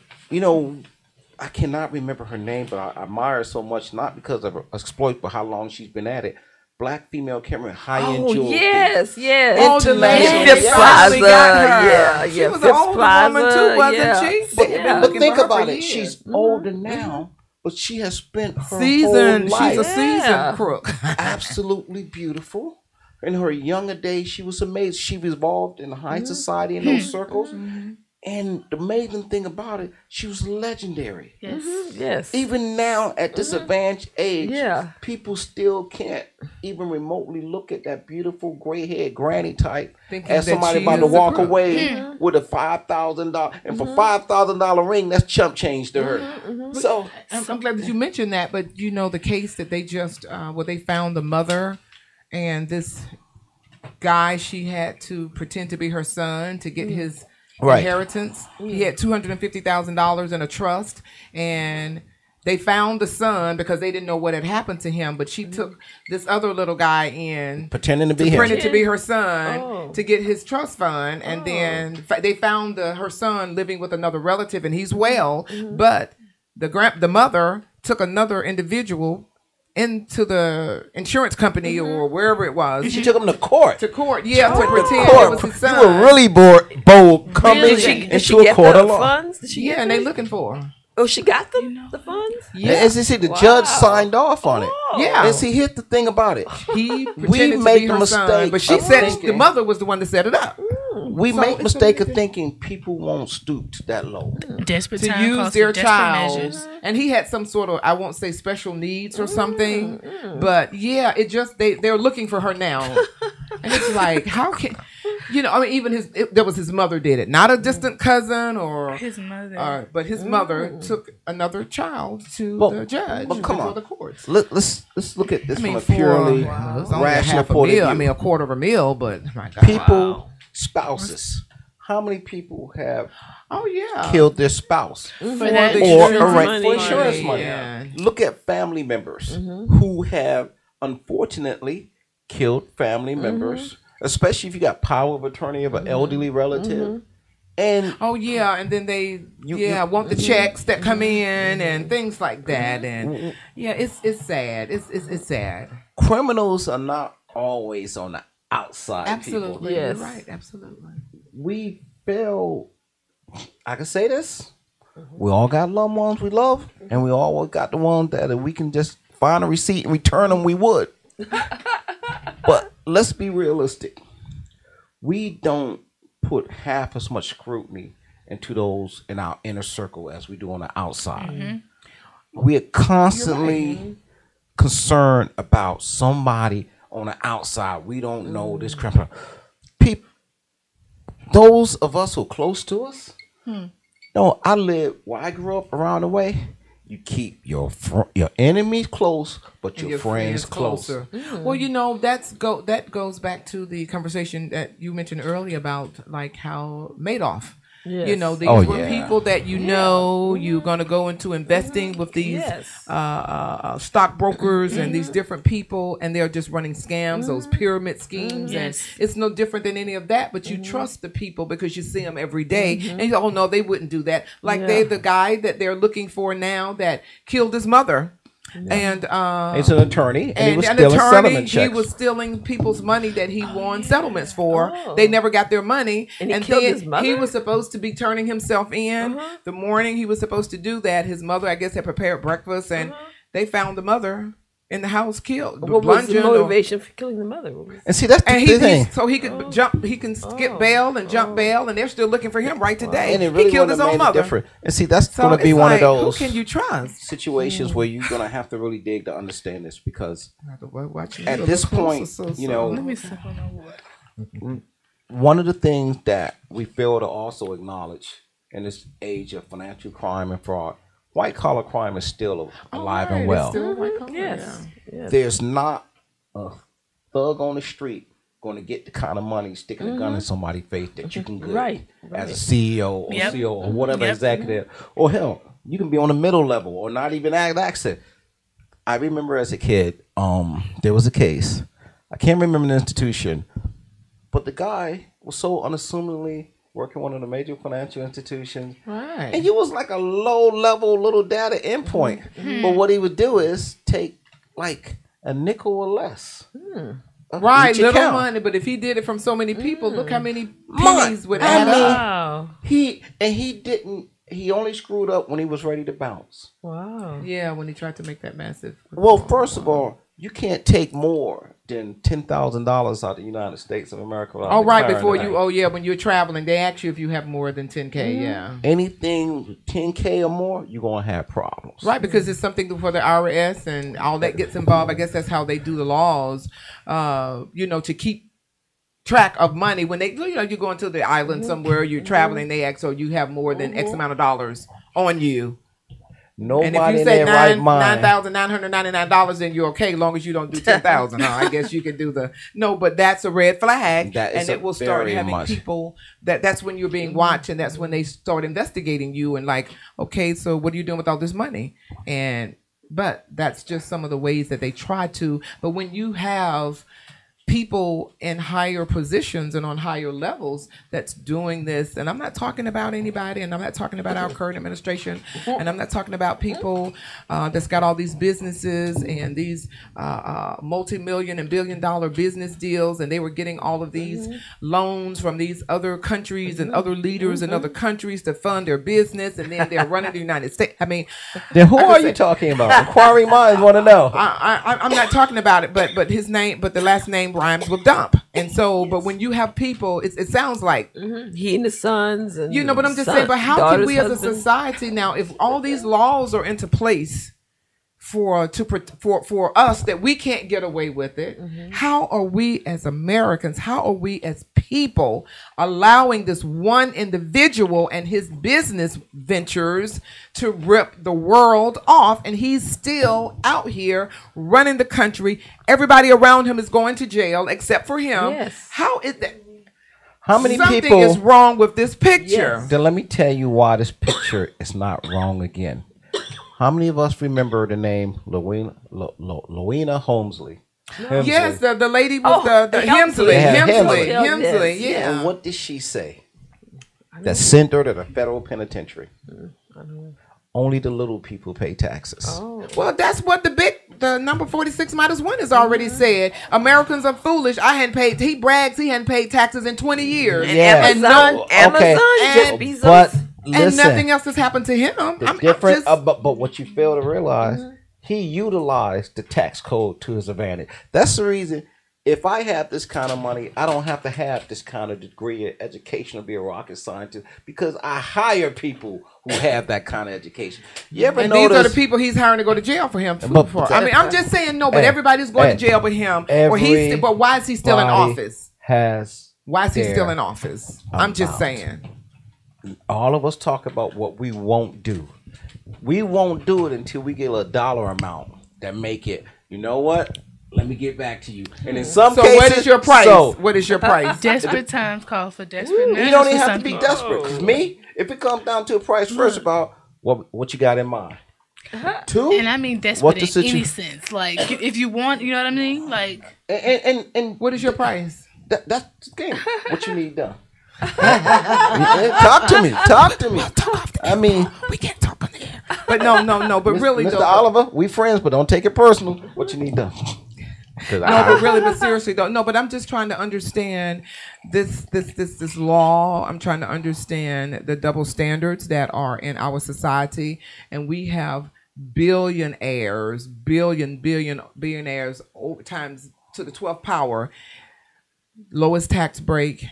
Don't worry about the taxes, but then they're forcing us to pay our taxes, and if we don't, we lose our homes. They lock down on our accounts. They threaten us in all sorts of ways. But how can we allow this as American citizens, as American people, to still have this foolishness going on? You got to keep in mind, Penny, it's not a double standard. And let me help you understand this to a rational point of view. First of all of us employees are somebody. So first thing you got to keep in mind, we live in a capitalistic system, which means during the last financial crisis, look at the bailouts these major corporations received from the federal government to keep from going under. And why it was important? Four things are important to keep this going. The economy was going to collapse. The economy collapsed. That means that compromised national security. National security compromised. That means we're no longer able to defend ourselves. And most importantly, if our economies, local and federal, collapse, you know how many people would be out of jobs? If we thought we were desperate, we let these major companies go. The reason we had to keep them afloat because that kept up all these jobs, which means as long as these jobs kept up, that means you were able to pay your mortgage, your car note, your insurance, your schools, your taxes. We have interdependent system. If one go down, it's going to be a domino effect. Absolutely. We cannot afford as a country at this point because everything is so interdependent. Yes. And I agree with you. For the longest time, I couldn't understand turning the century, our Carnegie Mellons, our Rockefellers, and how they literally dominated this country. You know, that's how labor unions came. That's how laws came. That's how we have the protections of unions and all this stuff now. But that came at a price. Those in power have always benefited from the have and have not systems. And it's always going to be that way. Because there will never be such a thing as an even playing field. It doesn't make sense. But someone like Jeff Bezos to pay zero in taxes, that just does not. But at the same time, make sense. Look at the employment of Bezos. I'm sorry, but still to pay zero in taxes, and that's what that's what get me. But but then you're hounding me, threatening me to take everything that I have if I don't pay these thousands of the few thousand dollars. But then you got billionaires that's not paying any taxes at all. Amazon zero. But what if that's what I'm saying. And look at all the imagine what billions that happened they're if making. Facebook say, I forget Facebook. It's Microsoft says, you know what? Now that I think about it, I'm going to terminate all our software on every computer in the world. Every operating system in the world that no one else has on the level of stuff, we dominate. If I said I'm going to shut it down. That's right. Could you imagine? If that happens, absolutely. But then we should not allow a monopoly, a company to have a monopoly. But that's what's wrong with our system today. But you have always but just look at our cable companies. I'm just going to put it out there. You got two major cable companies, and that's it. You got these other little bitty dogs out there, but they're not really making a major effect like these Comcast and this AT&T stuff, right? They give you any kind of service they want to give you. Don't have to make it work. It works when they intermittently, but when it goes down, they don't want to give you credit. But the government is allowing these companies to have the monopoly on businesses, and that's how we get trapped where we are. Well, look at how I feel enforcing no fault insurance. When I used to work traffic, half the cars I stopped, the first thing I'm going to ask you for your license and your insurance card. That's right. Nobody care about registration no more. When I come, your insurance card. Because unfortunately, because statistics by the insurance companies saying accidents are so high and the rates are going up for people who are uninsured, we put legislators in office that created bills that became law that said you have to have low fault, no fault insurance. All this guaranteed is that insurance companies get paid.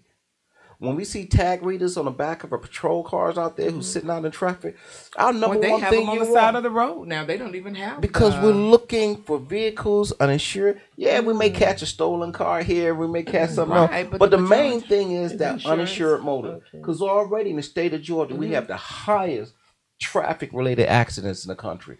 Atlanta, in the metro area, is horrendous. People crying. Why can't law enforcement do anything? Why can't your legislatures do anything? Well, you made the noise. This is what you got. Now on something we crying about. Well, there's too much police enforcement on a highway. Back in the day, it used to be speed traps. The little small towns. right. Well, times evolve. Everything is about money. People go to traffic court, make a mistake of thinking, "Oh, I'm going to beat this." Beat what? This is traffic court. Oh, speaking of that, we just had an incident last week with someone that we know very close went to court And and had to deal with that issue of they switched insurance companies. Absolutely. They had coverage before they canceled their old coverage. You know how they were supposed to overlap. And the old company reported them as lapsing. Right, and they got a ticket, had to go to court. They had the proof right in front for the judge. The judge didn't want to see it. And you still had to pay court costs on top of Had it. to pay court costs and pay the fine for not having the insurance, but you got the paperwork to show that there was no lapse in coverage. But you got to pay the fine in this jurisdiction that stopped you. They still made them pay the fine. Wow. Yes, they still paid the Imagine- fine. So I mean, but I'm saying, so Paul, what is it? I know we're down to our last 5 minutes, but what is it? Why is it that through law, based on the law, and that's what I'm trying to understand. Why would one jurisdiction still make you pay, and you have proof that you had insurance when you came to court, show that there was no lapse in coverage, It's or not- you didn't even have the car with this policy that you canceled? Now, mind you, and I'm here's- just trying to see what the law. I No, want to know I'm- what I'm- why the law made. I'm him, with you. The But courts made him pay. I understand. Her pay. But I'm going to give you a quick synopsis of how this really works. When you have an officer out there working for any jurisdiction, and we work in traffic enforcement, when you see on the side of the road, you see, oh, they got one, we stop the car. You know, you don't know why we stopped the car, but you see a car stop. Well, that information you run, we tell them that their license is valid, if their insurance is valid, and for whatever reason we stopped them, whether it was speeding, tail light out, weaving, you know, for whatever reason, you want to focus specifically on that. So when you start saying jurisdictional wise, keep in mind, you know, some jurisdictions are a lot more aggressive than others, and in terms of public safety, everything is supposed to be done in terms of, well, you know what? We're enforcing seatbelts this month. We are really cracking down on people without seatbelts. Again, the whole purpose is not to be punitive in punishment, but to change people's behavior. If you're going to come through here, you get 1 or 2 tickets for seatbelt, then you'll start putting that seatbelt back on. That's the psychology of it. And where it becomes a problem when you get agencies will start policing for profit. In other words, that we're making a ton of Quota, revenue. and the more that they stop, more tickets Well, that they write.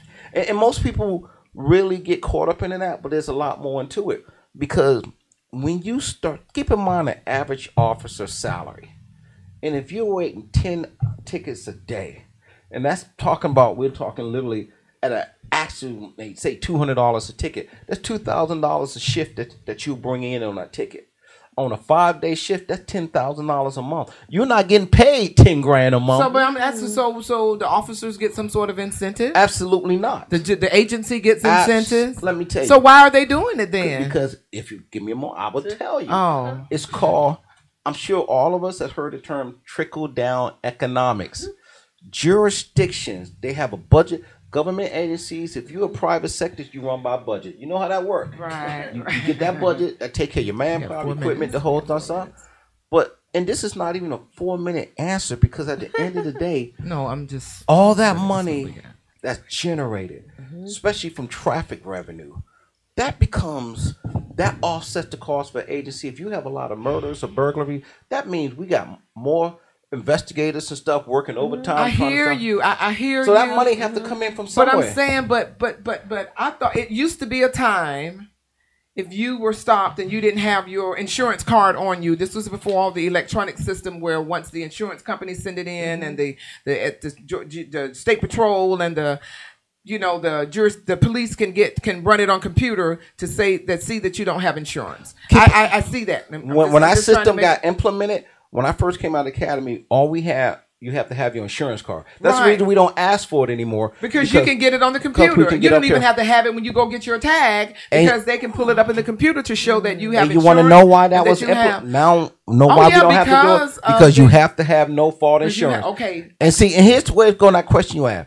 If I run it and it shows your insurance is lapsed or you doesn't have it, in the field, I don't have to. My job is to write it. I understand that you write the ticket, and when you go to court, though, and you show where you have it, you just didn't have it in your possession, or by them running it on the computer, and they said, "Oh, you don't have insurance," but you have proof from your new insurance company that you were insured on that date. The judge doesn't want to hear it. What is a consumer to do? You still got to pay the fine because you got a judge that doesn't care and trying to bring money into. I'm just. And now this is when you talk about the judge itself. Right. Because a good judge would look at that and see and say, hey, and dismiss this with no court call. But then you get these small jurisdictions, even if they dismiss it, they still want the court calls. Yes. Well, you can show the proof. Name of the one in the under Avondale Estates, but I'm just saying that that's just where it was, and I'm putting it out there. If you're going through Avondale Estates, you better be ready. Okay? Well, I'm glad you said that, because when you get these small jurisdictions,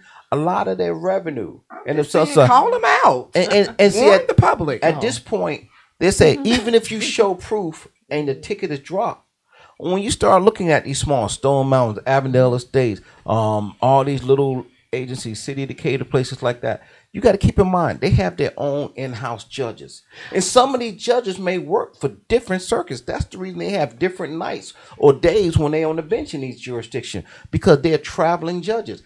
And they understand, these judges, you keep getting the business coming back because this jurisdiction bring you back because you're bringing in revenue. Court call, they're charging you just to come to court. That's what that court cost is. So that's pretty much what I'm trying to understand how that's why you're helping me now to understand it's all about the economics, all about the money. So even if you're innocent, you got the proof, the judge still says, nah, I don't want to see it. Don't talk about it. Just pay this $500 fine. And you either pay that or they lock you up. And here's the sad part about it. That's what I'm saying. So keep in mind, you look how can we allow you look at the little place Clarkson and Georgia, and I'm going to stick with the cap because I know these cases specifically. And in the state 3 years ago, with the Department of Justice nationwide, and a lot of agencies in Georgia got caught up in this too. It was a major article in the AJC called "Policing for Profit." They looked at agencies, jurisdictions. If you're getting X amount of so much money off a traffic citation, because the Justice Department limits how much an agency can make per size of agencies off these citations. And when they saw departments that were well above these limits, they came in and said, hey, wait a minute. Pond Lake in DeKalb County used to be notorious. Right. And what had happened when people started complaining left and right, you got your Doorvilles, you got your Chambleys and all that were ruthless up there on 285 and on the north side.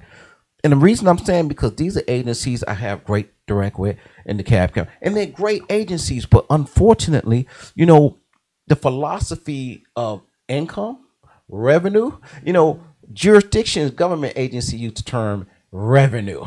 Whenever you hear revenue, that's a money-making type thing. Oh, like the Georgia Department of Revenue? That too. That's your state. You better believe it. So we all know that. Right. Okay. I'm just putting it out there, just in case. And really, to make it quick, Falter, unfortunately, again, the same situation we had with fraud and the theft of by, not only criminals on the street, as well as private companies and these big organizations. But you also got to look at governmental. It's not, you can't say the term theft, but intimidation. Yes. Overly, we're not taxing you, but we're using enforcement as a way to get money out of you. So what I'm hearing from this Abuse of power is all you want to call it. It was an abuse of power where you had the proof. The judge just didn't want to see it. So if I had, hypothetically me, if it was me and I had an attorney to come to court with me, would they have listened more at their attorney, or would they still just kick all of us out and still make me pay the fine? And it's funny you should say that, because more and more judges are being disciplined now because of their, how should I say, unfair, heavy-handed tactics right, and so unfair, forth. yeah. Keep in mind, the state has a judicial overlook committee. Like for law enforcement, we had posts, peace officers, standardized training. Every law enforcement agency in the state of Georgia is policed by post. They have the final word, not your Atlantas, not your Gwinnett's, not your, whether it's a smaller agency or a big agency. We all answer the post. Doesn't matter if you're the chief of police or the small. Do I, as a citizen, file a complaint, and I would go through this post? No. I mean, if it's a law enforcement, you'll file a complaint with the agency of that officer. What about a judge? If it's a judge, you got to go to the state judicial committee, and they're the ones who oversee, or shall I say, the judge. Like if you have a bad attorney, are you familiar with the Atlanta Bar Association? Georgia Bar, Marietta Street, downtown Atlanta. You can go there during business hours, file a complaint. So where do you go for Avondale? You start off with Avondale. So you go to the police department in Avondale? That's what I'm trying to figure out. The police, keep in mind, prosecuting and law enforcement work together, but they have nothing to do with one another. So I go to the DA or somebody for Avondale to get this done? You go to the Judicial Committee, you Google it, and you find out who in that circuit handle judges in that area. Every part of the state has what's known as a circuit. So do you need an attorney to do this, or is something that a private citizen can do? Because you spend more money trying to get an attorney to help get this. Yeah, I'm just trying to figure. I'm just trying to get an idea. Well, here's the beautiful thing where the internet comes in. You Google this. You find out if there's an office in your immediate area that you can go to for the file a complaint. To file a complaint. And you go there and they would walk you through the procedures. They would give you the forms. At some point, someone will contact you. There's always going to be an investigator first for that jurisdiction because they want to get the facts before they pass it on. And if they find that it's merit, or we law enforcement say there's probable cause. So do we get our money back? Do I get my money back from where I had to pay this fine? I have no idea. No, I'm just saying, but is it worth you going through this process, or is it just something that they put out there for you to think that you can get something done or complain, but then it goes in file 13? I want you to stop right there and think about what you just said. Now, this is important for everyone. How this show started. When you start asking yourself, is it worth it going through this? Do I want to be bothered? Am I ready to jump through these hoops? That's the same mentality criminals have when they steal your funds. Yes. That's why I was asking. But sometimes they have these systems set up for you to file complaints. But is it really going to get anything solved? But here's the thing: is when you say is it worth it, that's a decision only you can make. Right. Because how committed are you to getting justice? Well, I would be, me personally, if it was me, I would have been livid if I was still having to pay this fine for something that was incorrect. I understand. Me personally, I would go to whatever means to get this person off that bench or to get a complaint file so that they can check them out and see the unfair practices that's going on against a certain culture that has to come through that court system. Ask yourself, who regulates insurance companies in the state of Georgia? The same people that we're going to be complaining to. Oh, I'm sorry. The people that you elect, the Secretary of State. Oh, right. You go to the Secretary of State. The one that was still... But that's irrelevant. But again, people, again, we can complain about the system all we want. But these are people that we're allowed to be elected. And everyone will say, well, I didn't vote for them. You not voting at all. No, but if I voted for the other opponent... Then they just lost. It's right, that lost then. But my point is, that's what I'm saying. So we're still, it's just like a... No, everything has a process. And unfortunately, if you really truly committed to whatever cause, if you felt you're wrong, you got to go through this process. There's no way around it. And I agree with you, but I'm trying to help someone who is thinking that, the first thing you should tell, it's not like people say, I ain't going to vote because it don't count. I'm thinking about those people that take that process, that mindset, saying, my vote doesn't count anyway, so I'm not going to vote. That person go to the Secretary of State office, and for the insurance company that they stopped doing business with, who wrote the law, they need to file a complaint. See, you start what's called a paper trail. And I hear you. So this is I'm hearing and they file a complaint and say now it opens up an investigation for that. Then you turn around and say, hey, okay, now that I got this in hand, I'm going to go back to this jurisdiction that I had to pay this court cost for, even though I had documentation to prove the documentation. Because keep in mind, traffic citations are handled by solicitors. In most jurisdictions, the solicitor. Felony cases are handled by your DA. Traffic cases and misdemeanors by your solicitor. You go to the solicitor's office and you say, hey, I want to request.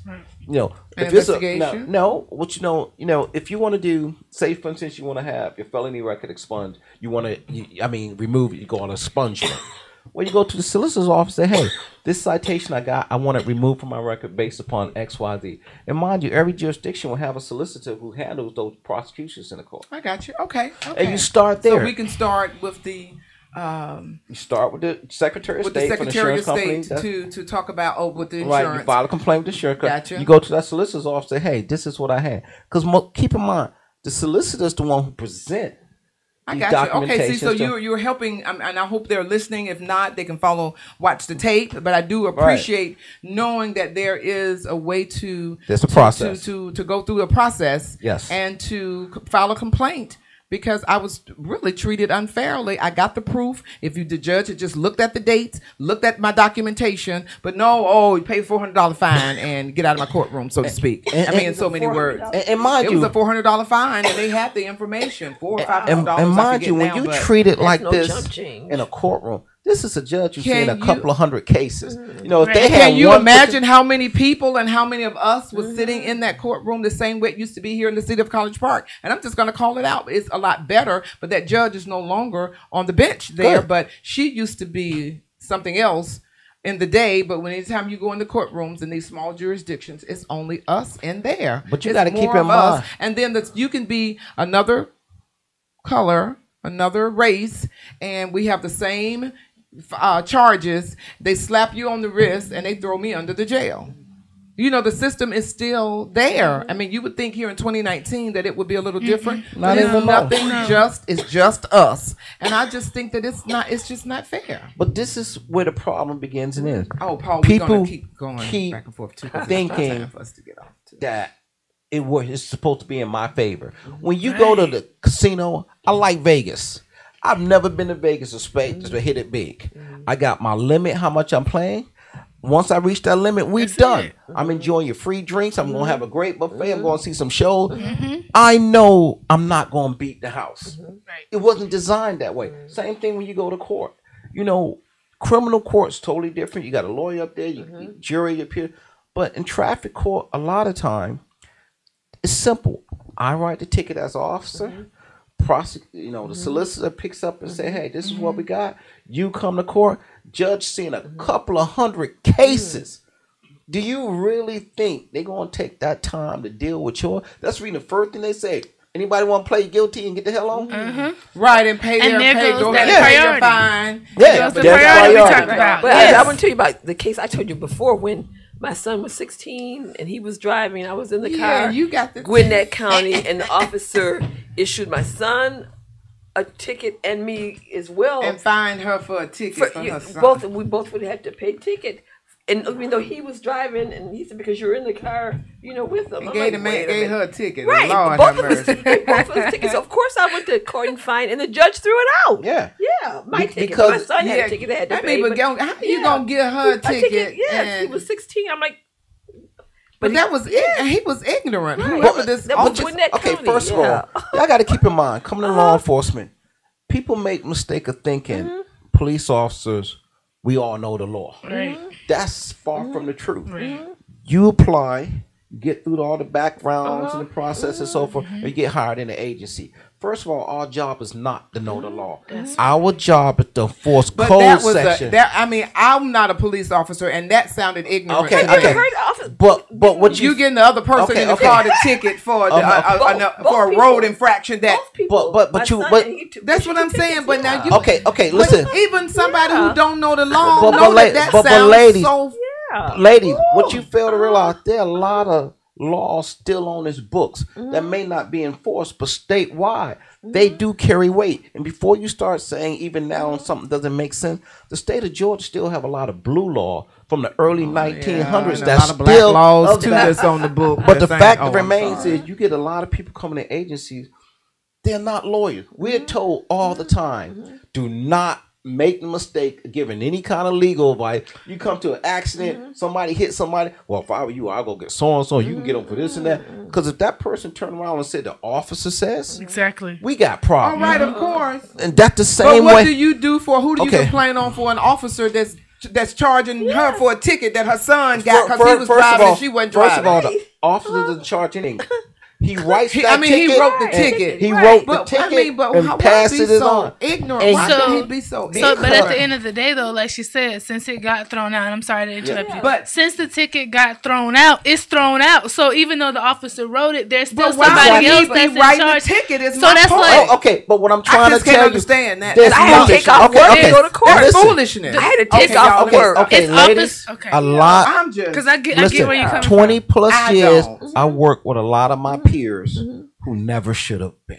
Because, first of all, traffic is a specialized skill. You make mistakes in an officer in a police car, you think every officer is traffic aware and they correct it. It doesn't. That's the reason we're assigned to specific units. And as you become more trained, better trained, and you have a knack for something, you know, my 6 years of working DUI, I love working DUI. But DUI, I didn't care about you who's just a regular white with no insurance or whatever. If I got you, man, that's what it's got. But I want to get rid of you quick because I want a DUI.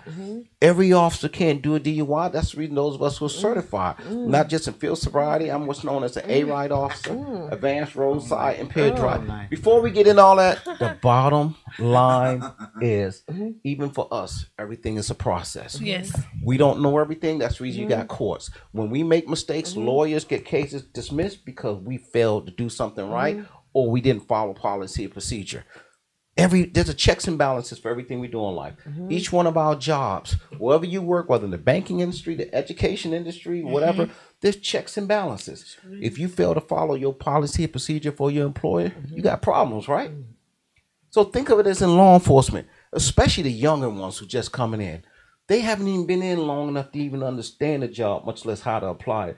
We train them just enough to follow basic rules. And when they mess up and screw up, they ended up dead or in jail themselves because they violated somebody's civil rights. We are before the judge. Ignorance of the law is not an excuse. Absolutely. And so I don't feel that officers should be getting off on certain issues and certain things that happen, issues that happen where a citizen can't a citizen can't use, I didn't know. I didn't know that this was ignorance of the law won't get you Well, off. but we're not getting. That's the whole reason you come to court. Just because I wrote you a ticket doesn't mean Right. you're convicted. Right. Just I mean, because right, I I arrest you understand doesn't mean that you're guilty. What it means that false I arrest. have probable cause to believe that you did X, Y, Z.